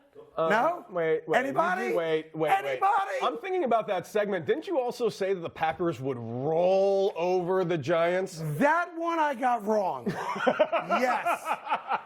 That one I got wrong. I didn't know it was going to be a groin massage on the sideline. I mean, I got that one wrong. Don't shake your head at me. I'm shaking your head because you're on Cooper Rush for completing 10 passes. Zach Wilson completed 14. That's right. That's like 30% more. Okay, it's 40% more. Who's counting, you bunch of idiots anyway? But we appreciate you watching. You know, there's a lot of college football here on Fox and FS1. Michigan for sure, and they have a huge game coming up this weekend against Penn State, which I hope is on our network. If not, then don't even worry about it. It is, right? Yeah. I think it's like Big Sunday or something. Saturday, Sunday. It's out during the weekend. Michigan, Penn State. Hopefully Michigan wins by 90. Anyway, we want to make sure that you're caught up with everything from the college football weekend, not just the NFL. And by the way, Major League Baseball Commissioner Rob Manfred joins us in about 25 minutes live in studio. But Cody watches a lot of college football, so he's going to make sure we know the top stories from the weekend. Cody. My alma mater, UCLA, 5-0, ranked number 11, but unfortunately their band hasn't paid attention. That's the drummer of the band falling asleep mid-game as they beat the Utah Utes by like 20 points, yet they're still falling asleep on the sideline. They can't even get people at the stadium at the Rose Bowl. It's that tragic. Guy's never had a groin massage either. He can't play for the Giants. No, he getting cannot. it there. Wow, they're really letting kids into UCLA when they're 9 now, huh? He does look like he's 8 years old. You sure that's not like a pep band from the local elementary school? Maybe not. All right. Anyhow, he fell asleep. I guess he's not a big fan of UCLA football. Yeah. What else? I think there's personally there's a rule in all of football, and maybe you can agree with this. Deion Sanders must never be disrespected, but he was disrespected post-game. He tried to go in for the hug, literally got pushed away, and after the game, Eddie Robinson said, and I quote, "He ain't SWAC, I'm SWAC." SWAC, by the way, is the South Athletic Conference, which Southwest Athletic Conference, never even heard of it. You forgot the W, huh? Yeah. Yeah, I threw it in there. Yeah, listen, I know Deion made a big show about that after the game. Coach Robinson shook his hand, and that's it. Like, you don't have to go in for the man hug or anything like that. And he was pissed that they lost. Meanwhile, Jackson State's 5-0. And Prime will most likely be coaching a much bigger school next year if he wants to, because the offers are going to start coming in. So there you go. Yeah, don't do that though. Like, I mean, just come on, man. Just walk away, right? Yeah. I'm both guys. Like, I hate to see it. Well, listen, he went in for the hug. Don't hug me. Who cares? All right, what else? Worst called play of the year came in Texas A&M. Jimbo Fisher decided to call the final play of the game, not even make a throw into the end zone. This was just a tragedy to end the game. Yeah, in the huddle he said, "Let's call the Aaron Rodgers." Yeah. So the kid said, "Okay, I'll run the Aaron Rodgers. I'm going to look right and throw incomplete." And that's what he did. And that, by the way, is to win the game and upset number 1 Alabama.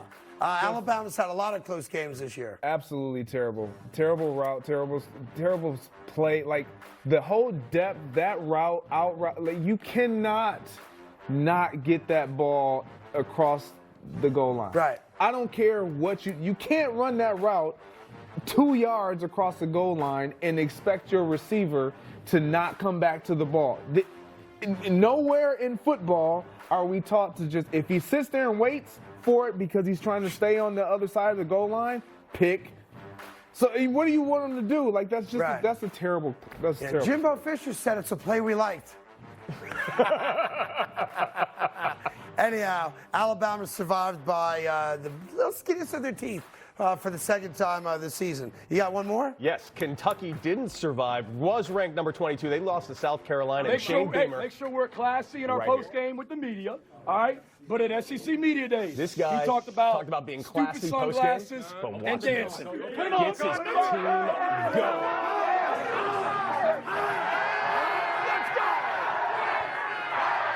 Is that better than Dable's dance?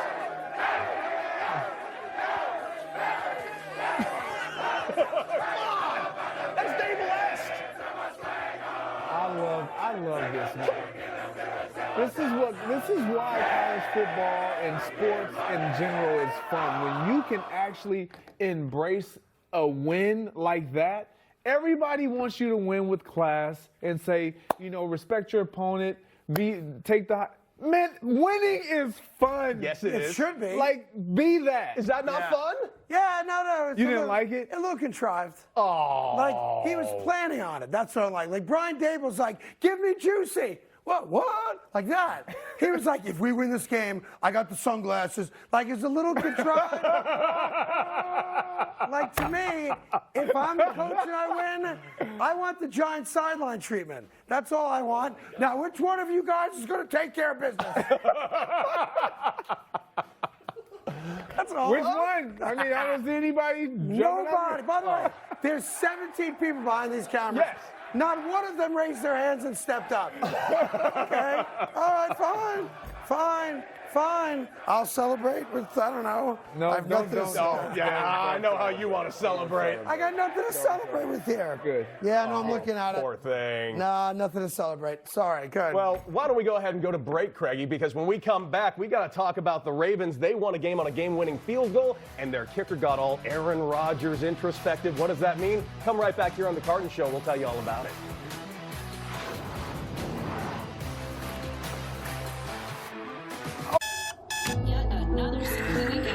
It takes a fight to be a full-time fan. There'll be early check-ins, then late shifts, good days, and bad ones. But you'll never quit, because you're in this together. It won't always be easy, but when you love what you do, you'll never work a day in your life. Modelo, brewed for full-time fans, brewed for those with a fighting spirit. This is Fubo TV. It's a better way to watch live news, shows, and sports without cable. Watch multiple games at once with Multiview. Try free at FuboTV.com. A job well done deserves the perfect thank you. So you planned that thank you thinking of every detail with the promotional product experts at 4imprint. They had the items you were looking for, printed your logo perfectly, and guaranteed your order would arrive on time. And now, did you get it right? You most certainly did. When the moment needs to be just right, go to 4imprint.com. 4imprint, for certain. Buying or selling a home can be one of the most stressful moments of your life. But it doesn't have to be. HomeLight is here to change that. HomeLight combines the best technology and agents onto one modern real estate platform. Join the millions of people who have used HomeLight to make buying and selling simple. It takes 2 minutes, and best of all, it's free. Buying and selling has never been more simple. Start today at HomeLight.com.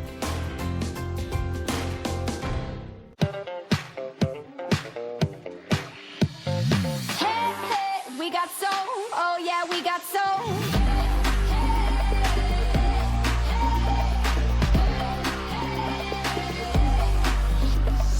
Feeling good, let it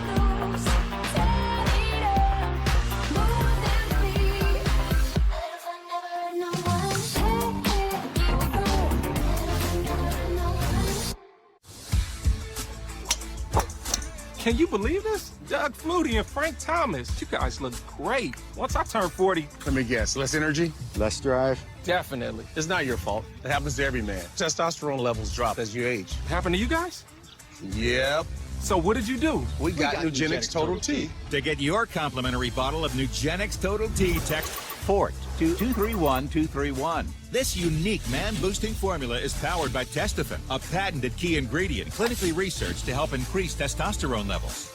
That does it. I gotta get Nugenix. Just send a text for a complimentary bottle. And by the way, she'll like it too. Get your complimentary bottle of Nugenix now. Text FORT to 231231. Text now and we'll include a bottle of Nugenix Thermo, our most powerful fat incinerator ever, with key ingredients to help you get back in shape fast. Absolutely free. That's FORT to 231231.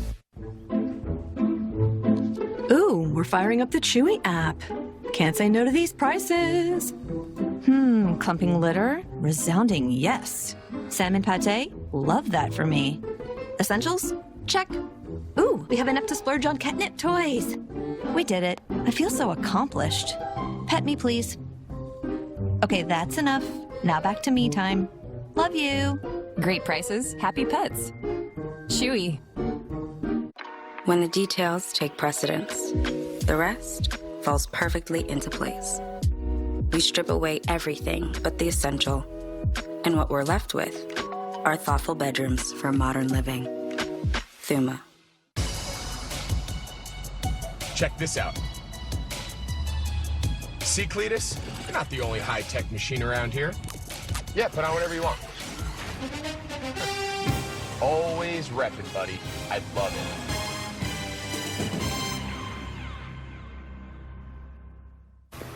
Bum, bum, bum, bum, bum, bum, bum.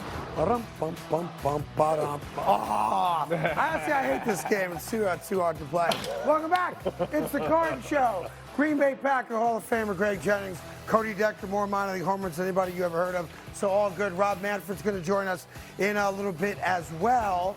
The Baltimore Ravens won a game yesterday on the leg of Justin Tucker. And then Tucker walked us all through the process of kicking a game-winning field goal.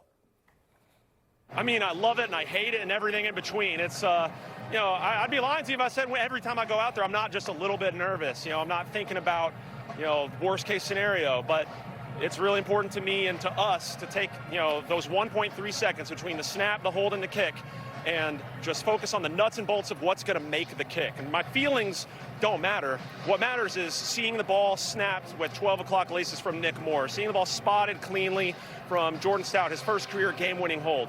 And then from there, I'm just assistant kicker. The ball kicks itself at that point. And all we're really thinking about is those things that are going to make the kick.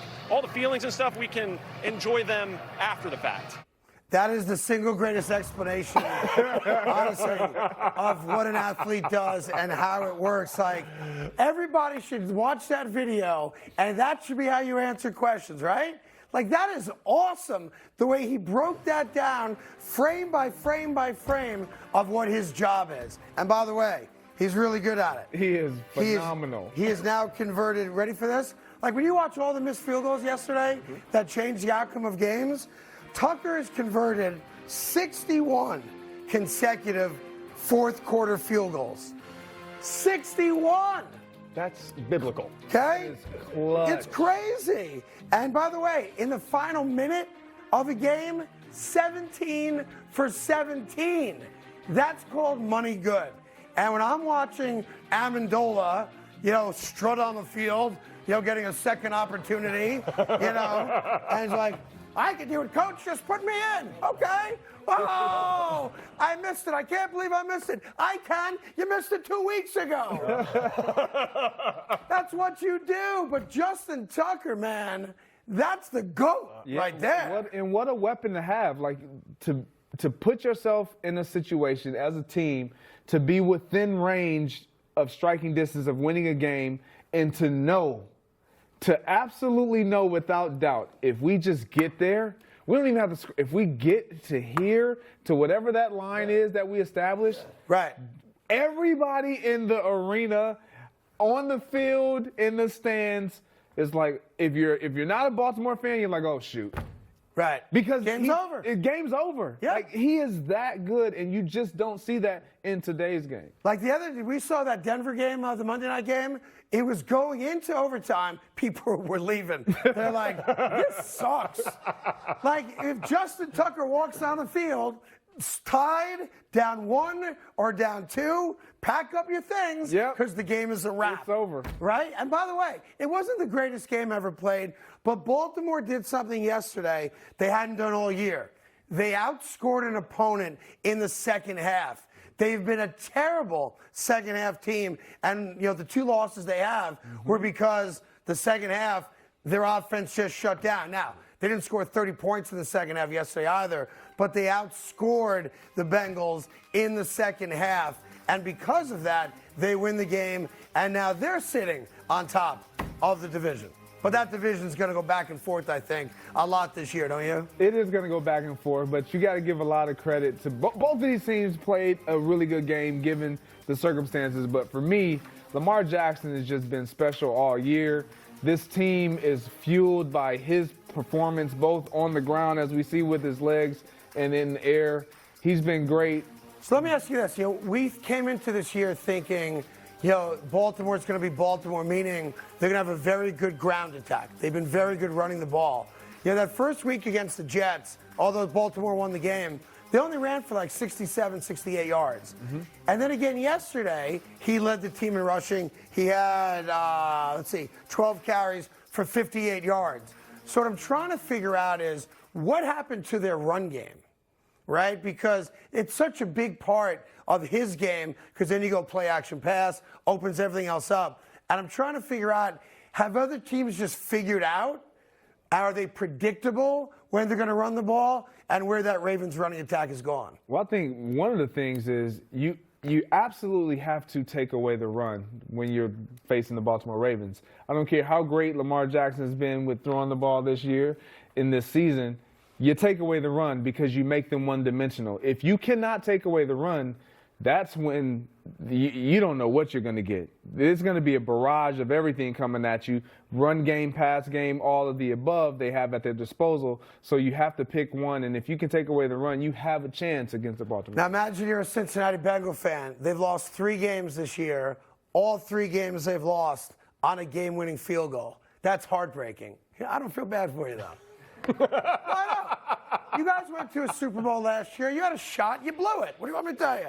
I'm going to feel, I feel bad for you, but I don't feel bad for you. Does that make sense? Yeah, and you are you're nice people in Cincinnati. You are just a different guy when your team is winning, Craig. Every time it's like... Every time? It's rare in my life. What are you talking about? Every time. I was going to say, like, almost every time I've been here. Yeah. Which is, like, I think almost every time they won this year. You should come back more. Yeah. You should spend more time in New York. I'm not coming next week. Oh. Who do we have lined up for next week, guys? Anybody? Greg Jones available? Maybe?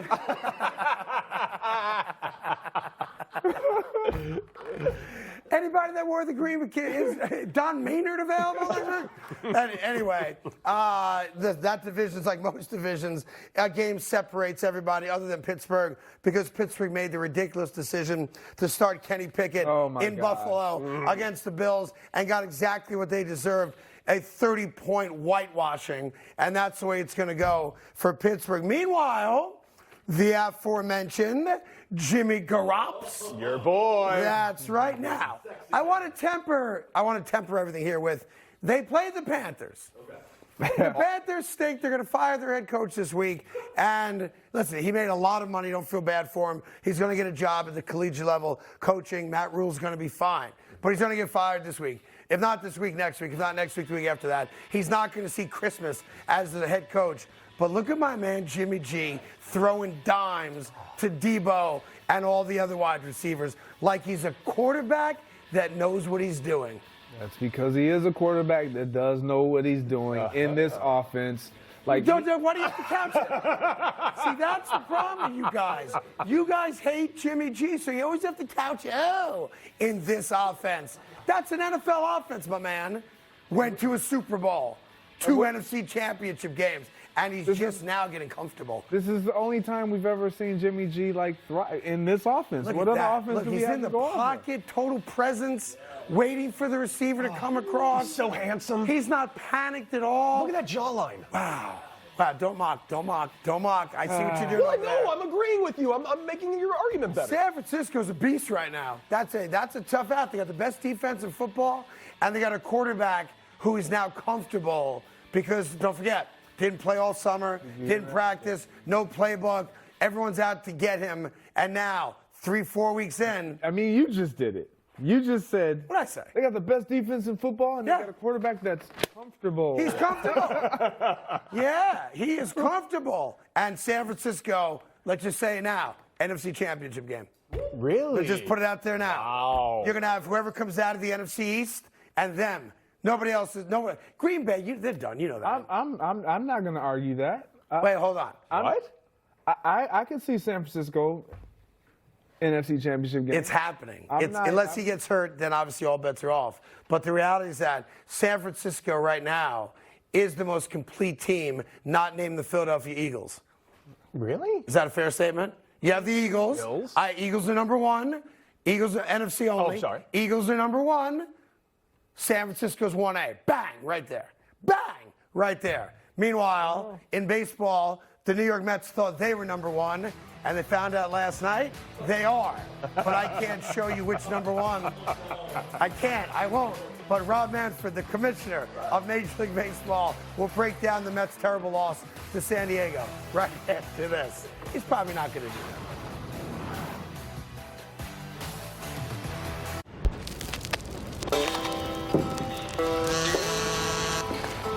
Can I kick it?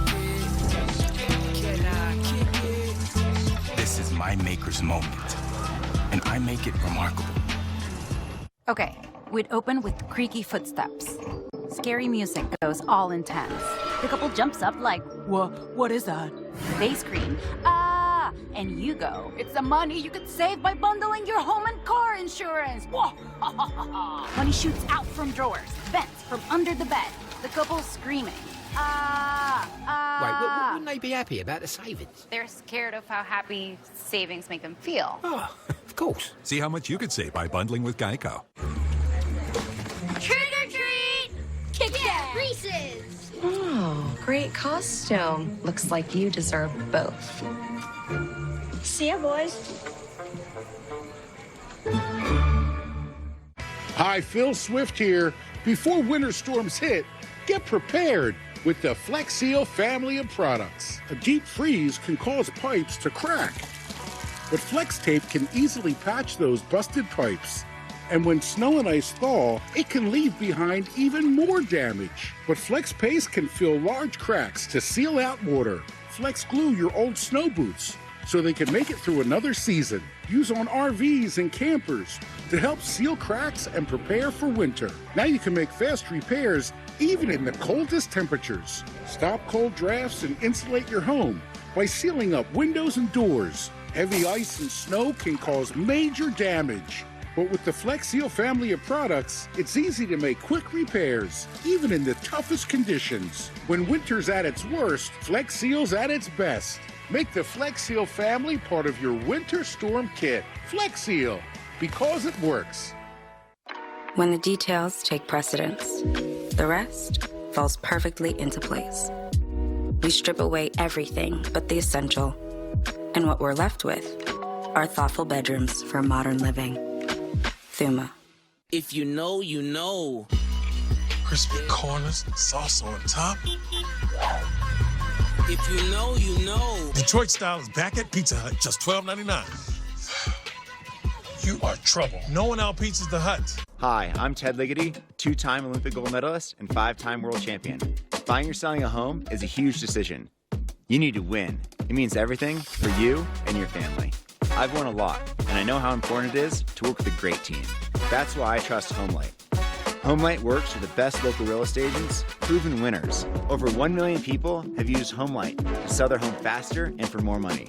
It only takes 2 minutes, and it's free. Get started for free at HomeLight.com. Saturday, one of the most feared heavyweights in history is back. Deontay Wilder squares off with Robert Helenius. Helenius hits like a ton. Plus, Caleb Plant, Anthony Durrell, and more. Saturday, live on pay-per-view. Buy now on the Fox Sports app and watch on any screen you want.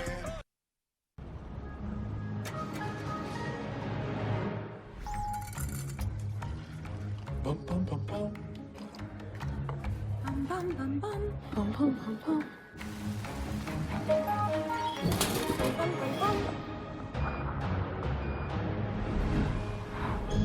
Bum bum bum bum. Bum bum bum. The technology inside, the technology that moves the world. Intel. Tuesday, October 4th, a totally tubular new series. Badass. The very, very best of the 80s. I mean, come on. Hosted by Kelly Osbourne. Now we can really dish. With radical celebrity experts. Score. To count down the 80s. Hello. Best TV theme songs, gnarly action stars, audacious celebrity couples, and everything rad from the 80s. More than meets the eye. The very, very best of the 80s. Premieres Tuesday, October 4th. Missing this is like totally bogus. Okay, welcome back. It's the Carton Show. That's Cody Decker over there, and very happy to have in the studio with us the commissioner of Major League Baseball, Mr. Rob Manfred. Rob, good seeing you. Great seeing you. Yeah, thanks so much for coming by. This is a very busy week for you as we've wrapped up the wild card round. And let me just ask, there was controversy with every kind of rule change and change of playoff format. But from my standpoint as a fan, this is an unmitigated success, the best of three wild card round. Walk us through from your side how you guys feel about it. Well, we think we had a great weekend. I think from the club's perspective, the idea of qualifying and at least knowing you're getting a 3-game series. I mean, that's how you play baseball, right? And it just seems like a more fair test than the individual knockout game. And in terms of excitement, you think about it, after game one, they're all knockout games, right? Sure. One way or the That's other. right. So we think it was a great success. A lot of baseball around all weekend long, and that's a good thing. I think one of the best parts of it is that it keeps teams alive much longer into a season. And I mean that from a fan standpoint. I know the players like it too, but if you're a fan of a team, hell, if you're a Mariners fan, if you're a Phillies fan, and on, you have a chance in September where a couple years ago, you're done. You know, we really saw it in September in terms of attendance. We had weekend attendance numbers in September that literally we had not had since 2014. And it's just more teams in the hunt later. And we're hoping that we see the second piece of it, that you know, more teams qualified, people are interested in the playoffs, and they hang with us as we move into the division series. And I think the only series that actually went all 3 games was the one that ended last night. And unfortunately, if you're a New York fan, you know, the Mets, you know, just got, you know, mowed down by a pitcher who was on his game last night. That's Musgrove, who threw a one-hitter, combined one-hitter, as San Diego beats the Mets. They'll play the Dodgers now. But there was a moment in last night's game where Buck Showalter questioned whether or not Musgrove had something on his ear or was doctoring baseballs. And I'm wondering, from your standpoint as commissioner, there are rules in place for that. You know, Buck's been around a long time, and I'm not sure how much of that was gamesmanship versus he really thought there was something on Musgrove's ear. But from a commissioner's standpoint, how did you react to Buck, you know, kind of stopping the game to accuse a player of doing something that would have been outside the rules of the game? You know, look, it's very rare that it happens, but the fact of the matter is we have had an issue with substances. The rules are in place. You know, it was available to Buck to do that, and, you know, he elected to do that. It's part of managing the game. Yeah, does your phone ring when that happens? Like, Commish, we got a problem in New York. They're questioning Musgrove. You know, it's funny, the only person I heard from when it happened immediately was CC Sabathia. I got a text from CC right away. This is Rob Manfred, Commissioner of Major League Baseball. You know, one of the big conversations this year was about the Aaron Judge pursuit of Maris's record, which I think you agree was great for the sport because selling out your games even on the road, you know, Toronto, et cetera. But then there became what I think is a ridiculous argument, and that is, what's the home run record? Is it Bonds' 73? Aaron Judge says it is. Or was it Aaron Judge's 62? And without parsing American League versus National League, is there a stance that the commissioner's office has on what the single season record is? Look, we have always taken the position that the record book says what it says. You can't change what happened. You can't undo what happened. I think with respect to numbers, you know, there's a long history in baseball. Different things happened in different eras. The ball was different. The height of the mound was different. And, you know, fans make their own judgments. I think what you saw with Aaron Judge is it was a, you know, absolutely monumental performance. And fans reacted to it that way. I mean, I think that's kind of the end of the story from our perspective. Cody's one of your former players, albeit 0 for 10. It is, what's up? The audience needs to know. The commissioner is here. He doesn't need my stats. Hey, a lot of guys don't get 10. Fact. I'm better than you. Rob, he has as many hits as I have. Yeah. I have an RBI more than you, though. Oh, that's very true. Go ahead. We have some history on his baseball, softball ability. Oh, really? Oh, yeah. Yeah, he cheats. That's we played every year a charity softball game in Commissioner's hometown, and I show up one year, and Jenny Finch is pitching. Oh, good. I show up another year, he had the under-19 Dominican national team show up. So what? He likes to win. Every one of those people got a W-2 from Major League Baseball. That's all I got to tell you. Okay, every single one. And, you know, we did it, I don't know, I could be wrong on the number. We probably did it 7 or 8 years. His team finally won after he was gone. I hate to say it, but that's true. The first time we played, he had a bunch of schlubs that work in his office, and we're like, we're going to win this game. No joke. A bus pulls up, and the U-19 shows up. We lost that game 50-1. It's like that softball team in The Simpsons. It's got Darryl Strawberry, Wade Boggs. Yeah, but listen, we have some film on him. If you want to see it, I want to see it, please. I need it. Good. You mentioned the rules, especially with the sticky substances, but Major League Baseball putting in some new rule changes this next season, and it seems as though Major League Baseball gets a lot more comfortable with more rule changes year in, year out. Is this something that Major League Baseball is trying to do, add more rules, change the game every single year, or is it going to be a year or multi-year type process? Well, look, I think that it's important to think about what we're trying to accomplish. The changes we've made are responsive to fundamental fan research, and we only made them after we experimented with those rules in the minor leagues for multiple years. So it's not like we're running out to change every single year. Secondly, I'm high on the process that went in as part of the new CBA, where we have a competition committee where there's players, umpires, and owners together. I think that's a very safe way to make sure you don't do too much too fast. Yeah, I wonder, I brought up Aaron Judge's name, and to be fair, I can't bring up Aaron Judge's name without also bringing up Shohei Ohtani's name, who's doing something, maybe people saw it, if this Babe Ruth guy really existed, I don't know. But he's doing something I know I've never seen before. And you're not old enough to have seen Babe Ruth play. You're right. You're close, but you're not there. See, I brought the softball thing up. Yeah. He's got to be mean. He's going to get you every chance. It's like when you guys take stock of what this guy does. I know you don't have a vote for MVP. It's easy to say, well, he's the obvious MVP. He's doing something as pitcher and hitter that alone would warrant being in the conversation. He's doing both. And then you have that juxtaposed against, what Aaron did, almost winning a Triple Crown this year. But, like, when you guys see Ohtani, what do you think? You're a baseball guy. Yeah, I mean, look, we did a unique thing last year. We gave him the Commissioner's Historic Achievement Award. He is a transcendent talent. I mean, there's just been no one like it, certainly in either of our lifetimes, old though I may be. The second thing I think that people forget about, look, we're really focused on the internationalization of the game. And to have a player from outside North America who's as great, maybe the best player in the game, is really important to those efforts. It drives our business, it drives interest, and it's just, I can't overstate his significance. So do you ever wish, all due respect to the Moreno ownership group and the Angels, you've got Mike Trout there, arguably the best player many people have ever seen. Now you have Ohtani there, and yet they don't play in the postseason.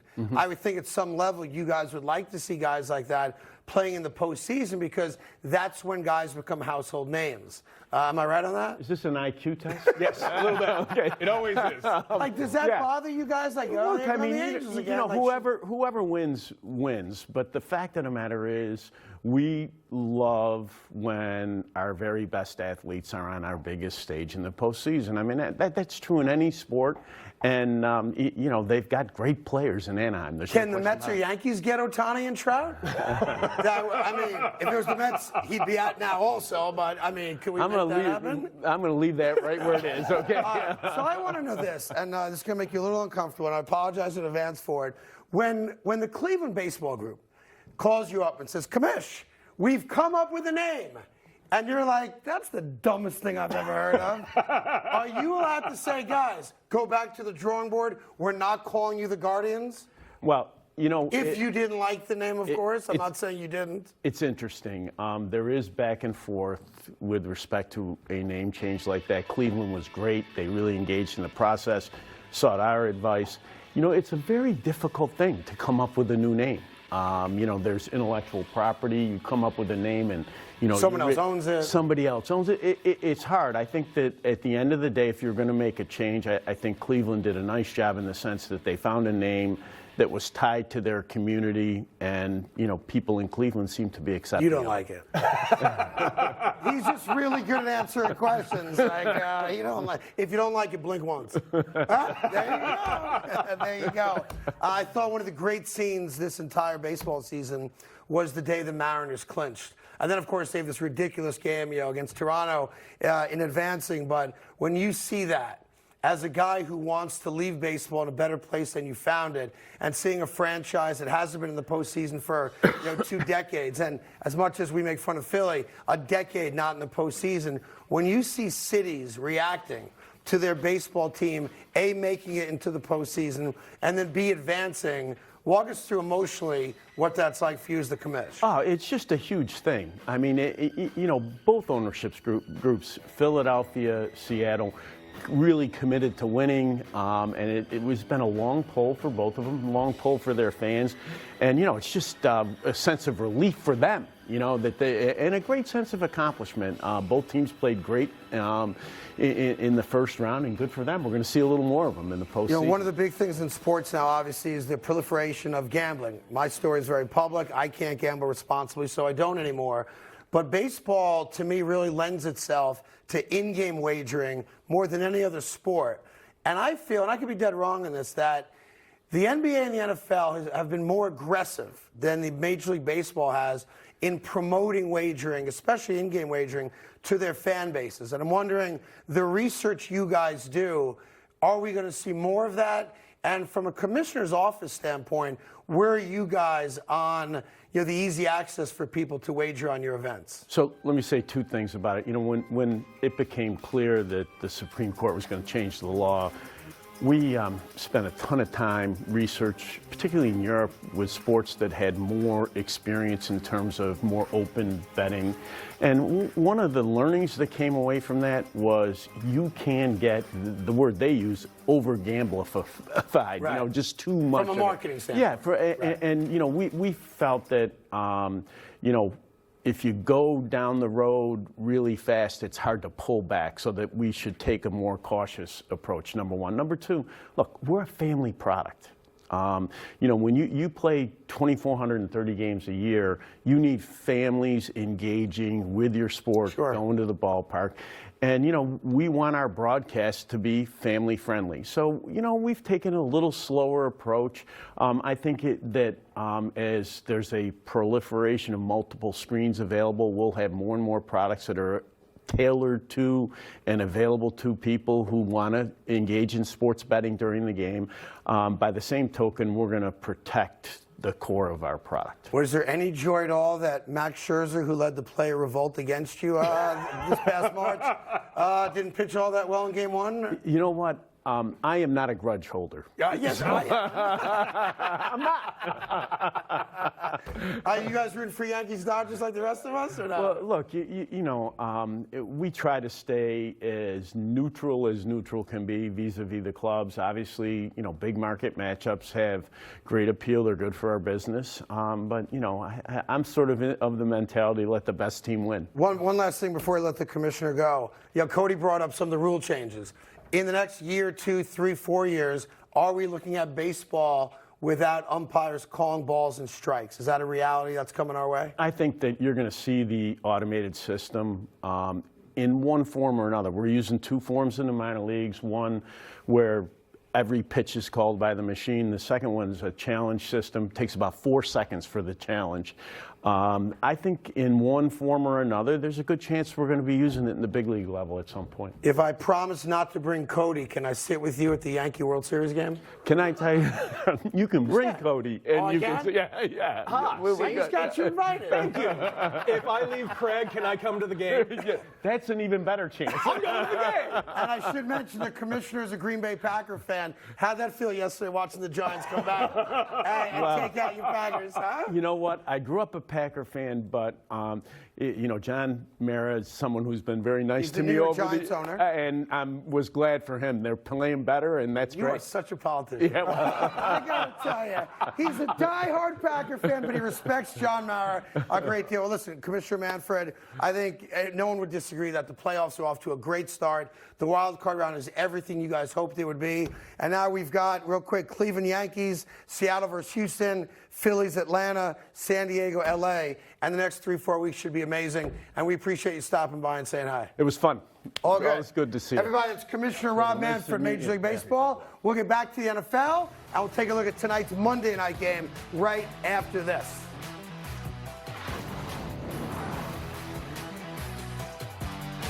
Buying a home?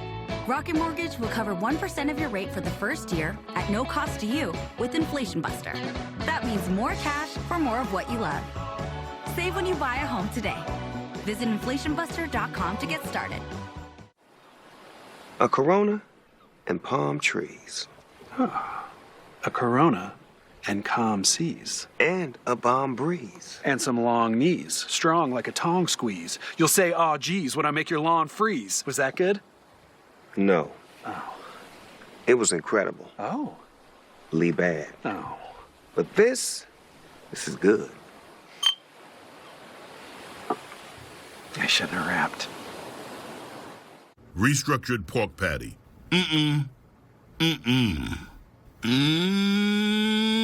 Arby's real country style rib sandwich. Arby's, we have the meat.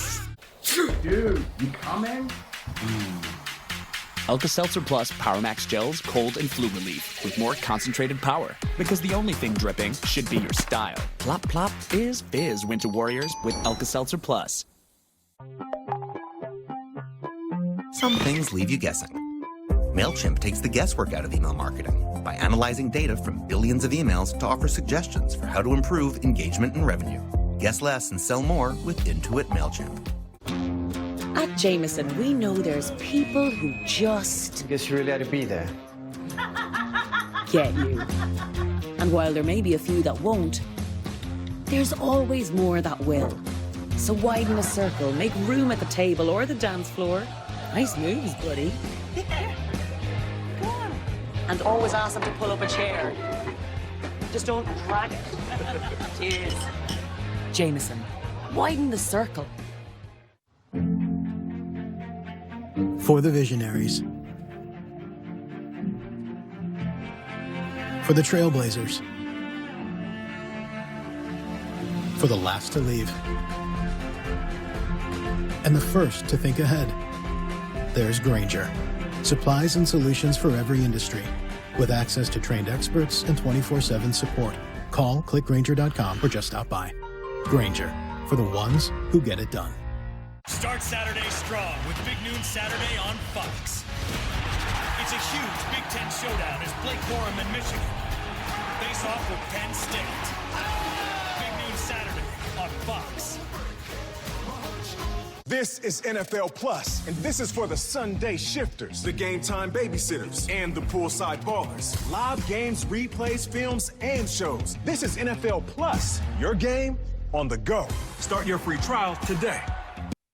Save 11% on everything at Menards. Keep your home's exterior beautiful and protected with Cedar Creek vinyl siding. This low-maintenance siding withstands the elements and comes in 16 colors, ready to install. All 11% off. Let in the fresh air with Larson Storm Doors. The Lakeview Split View Storm Door comes equipped with screen-away retractable screens. Choose from over 20 Larson Storm Door styles in stock. All 11% off.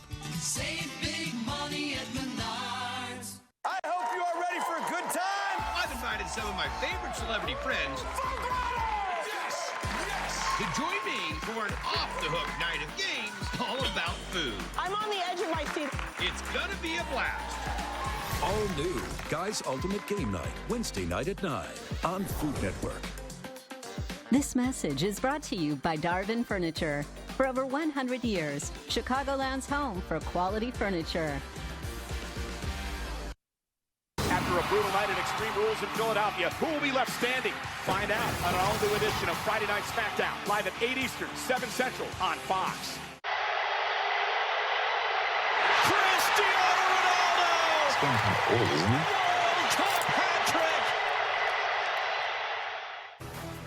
Okay, I was just telling, I'm serious, he did. I was just telling the guys that the Manfred story is real. Like, he wants to win at softball, but I did lace a double against Jenny Finch. Anyway, I'm just saying, if we're all just a bunch of athletes up here talking sports, it's the Carton Show. Greg Jennings is back, Green Bay Packers, what? No, it's an accomplishment. You got to hit off. Listen, Jenny Finch is no slouch, yes. Thank you, sir. She struck out Albert Pujols. You're better than Albert Pujols. Don't make me flex on this show. Don't do that. I don't believe what I just said. No, but don't say it to him. He's flexing. Can you outflex him, please? Wait, no. We got Greg Jennings here. Don't make me flex. Come on, man. Give me that. Yeah. Don't make me flex.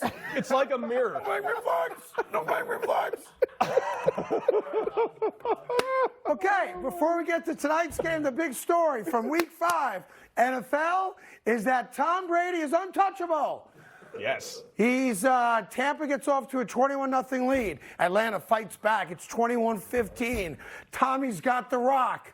He gets sacked. Watch the play right here. Okay, in the pocket, gets slung down kind of like the way Tua did on that Thursday night. But Tom, of course, knows how to fall. And that's a average everyday NFL play, except by law 6.F4312 is you're not allowed to do that to Tom Brady. So the official, Jerome Boger, throws the flag and a 15-yard penalty, first down Tampa, and Atlanta never sees the rock again. So, Mr. Boger, why did you call that penalty? Full screen on the quote. There you go. Not full screen, but he basically says, yeah, the defender grabbed the quarterback. He threw him down. I had to protect the quarterback. His name is Tom Brady. He just sent me a couple Tom Brady T-shirts. Everything's all good. The commissioner told me Tom Brady's not allowed to be touched, so I'm just doing my job, ma'am. And listen, obviously, all jokes aside, if I'm the Atlanta Falcons, I'm pissed. If I'm a Falcon fan, I'm pissed. Now, it doesn't mean they would have won the game, but they would have gotten the ball back. And you never know. Exactly. You don't give them the chance, the opportunity. And for me, selfishly, the game was on Fox. When stuff like that happens, you just change the channel now. But if it doesn't, if you don't throw that flag, now I stay tuned in. Now the ratings are still right. Like, come on. Because I want to see, is Atlanta going to march down the field? I want to see. I want to see. Right. Everybody wants to see, okay, what's going to happen? When you already know the game's decided, you start to tune out. Yeah, that effectively did end the game. Now, listen, Tampa had to move the ball a little bit, but the game ended on that play. And what's interesting is that I heard driving in this morning, Arthur Smith was talking about it afterwards, and he doesn't want to get fined. And he's like, well, I have nothing to say about that. Like, yeah, this is one of those moments where it's okay to say something. And, yeah, you're going to get fined, and the team owner's going to write the check for you. You have to say something. You do. Because it was so egregious, and it might have cost your team. Like, put it this way. I'm not saying it's going to happen because I don't think Atlanta's very good. What if they miss the playoffs by a game? Again, no guarantee they win this game. But you're going to go back there and you're going to say, that cost us a chance at making the playoffs. And after the game, when you figure you get the emotional reaction from your head coach, I think he had to say something, and he chose not to. Yeah, you feed off of your head coach as teams, and you feed off of one another. And what you do, that's why when you show the celebrations in the locker room of wins, like, coaches need to be frustrated. They need to show that it's not, guys. No one always wants to hear, guys, we just got to take care of and control what we control, take care of ourselves. Right. We don't want to hear that right now. It was a bad call. Just say it was a bad call. It doesn't make us feel like we won. Moral victories are not a thing, but it feels good to know that, you know what, it wasn't completely just on us, even though it is. Give us a chance. Don't take it away from me. Yeah. You got to say something as a head coach. Yeah, the other thing is, again, a lot of times in the NFL this year thus far, we've seen kind of the tale of two halves. Like Tampa got out to a 21-0 lead, and then the offense stopped. Yep. Now, give Atlanta some of the credit for that, of course. And then they scored a couple touchdowns, right? But all of a sudden, Tom Brady's thrown 50 times, back-to-back games. That never happens. Certainly not for a guy his age. Throws for 350. But this offense, wide receivers are getting healthy. Wide receivers are on the field. Bum, bum, bada, bum, bum, bum, bada, bum, bum, bum, bada, bum, bum, bum, bum. It's a march to Arizona. And you saw how they didn't score 40 points, I know. But you saw this team, all of a sudden, it's starting to click a little bit. Memo to everybody else in the NFL, be on notice, because it's starting to click. Is it? Is it? I mean, I'm not buying that. When you look at them, I'm sorry. Go. Like, Leonard Fournette had 11 targets. Yeah, he's a really good player. He threw the ball 52 times. Of course, Leonard Fournette had 11 targets. Godwin had 6. Okay, that's 17. Mike Evans had 8. I mean, like 25. Leonard Fournette let. what this he is still threw another 30 passes. What this is telling me is they're not really pushing the ball downfield. They're just getting the ball out of Tom Brady's hands, protecting the offensive line and Tom Brady. Yes, does it look a little bit better? Yeah, I guess, but it doesn't look like what we saw last year. Are you still upset that the Green Bay Packers lost to the Giants? No, I'm not. Oh, is baby upset? Is that okay? Greg, you can throw something at him. It's allowed. You know what? Is baby upset? Here wow, you had tissues? Here you go. Of course I flinch like the non-athlete I am. All right, we got one game left, and that game is tonight. It's Cody's Vegas Raiders Let's in go. Kansas City. Come on now. Against the Chiefs. Listen, I told you I thought the Raiders could be 6-4. Mm-hmm. That means they're going to have to win 5 straight games after tonight. Because I just don't, listen, I don't know. Like, you break this game down, you can't come up with a way that the Raiders win this game, can you? I don't think you can. Hey, you know what? Where you're a delusional Jets fan, I'm a very realistic Raiders fan. Yeah, you're a 1-3 team. I'm 3-2. Be delusional? Be delusional. Okay, I will. You want tonight's staff pick? Yes. No. You don't? You sure? Go ahead. Because I should mention, pardon me, before he gives the staff pick on Sunday, which is why you should never follow anyone's advice. Just wager on your own thought process. Nobody knows more than you know, was on Seattle. And that was Troy's selection, by the way. Yep. Put him on blast because he gave you the pick. What is the staff selection for tonight? Go ahead. Well, they are playing against the Kansas City Chiefs, and the Chiefs are favored by 7.5 points. But my Raiders, baby, they're going to cover. They're going to win tonight, Craig. Tomorrow, I'm going to be the most insufferable Raider fan. I'm going to wear spikes, all black, makeup, face paint. I'm going to put you to shame when it comes to actual fandom tomorrow. Listen, we live in a world where you have to be a man of your word. You don't think I won't do that? Okay, so if the Raiders win, they won't. We expect you to come in here dressed up like one of those crazy Raider fans. I will look like Road Warrior Hawk from the yes. Listen, I'm pulling for the Raiders. Let's go, see? I'm pulling for the Raiders. Let's go. He just gave us a reason, but listen, here's the reality. you're going to lose. You're going to lose by a lot. You know this, which is why you should never chase your money, and you should only make wagers on games you have a strong feeling about, because this knucklehead is going to empty your bank account because you think, oh, he played sports. He knows what he's talking about. He doesn't. He's just a fan like me and you. That's all. That is all. How did the Packers do this last weekend, Craig? The Green Bay Packers lost to the New York Giants. But you said...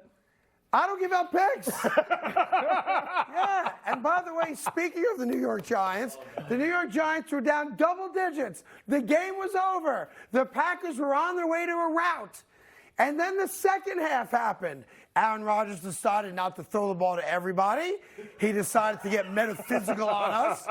He decided not to hand the ball off on a run-pass option on both 3rd down and 4th down, with a couple yards to go to get a first down and win the game and leave London a conquering hero, right? But he didn't do that, and the Giants won. And when you win, especially in London, you get special extra sideline treatment.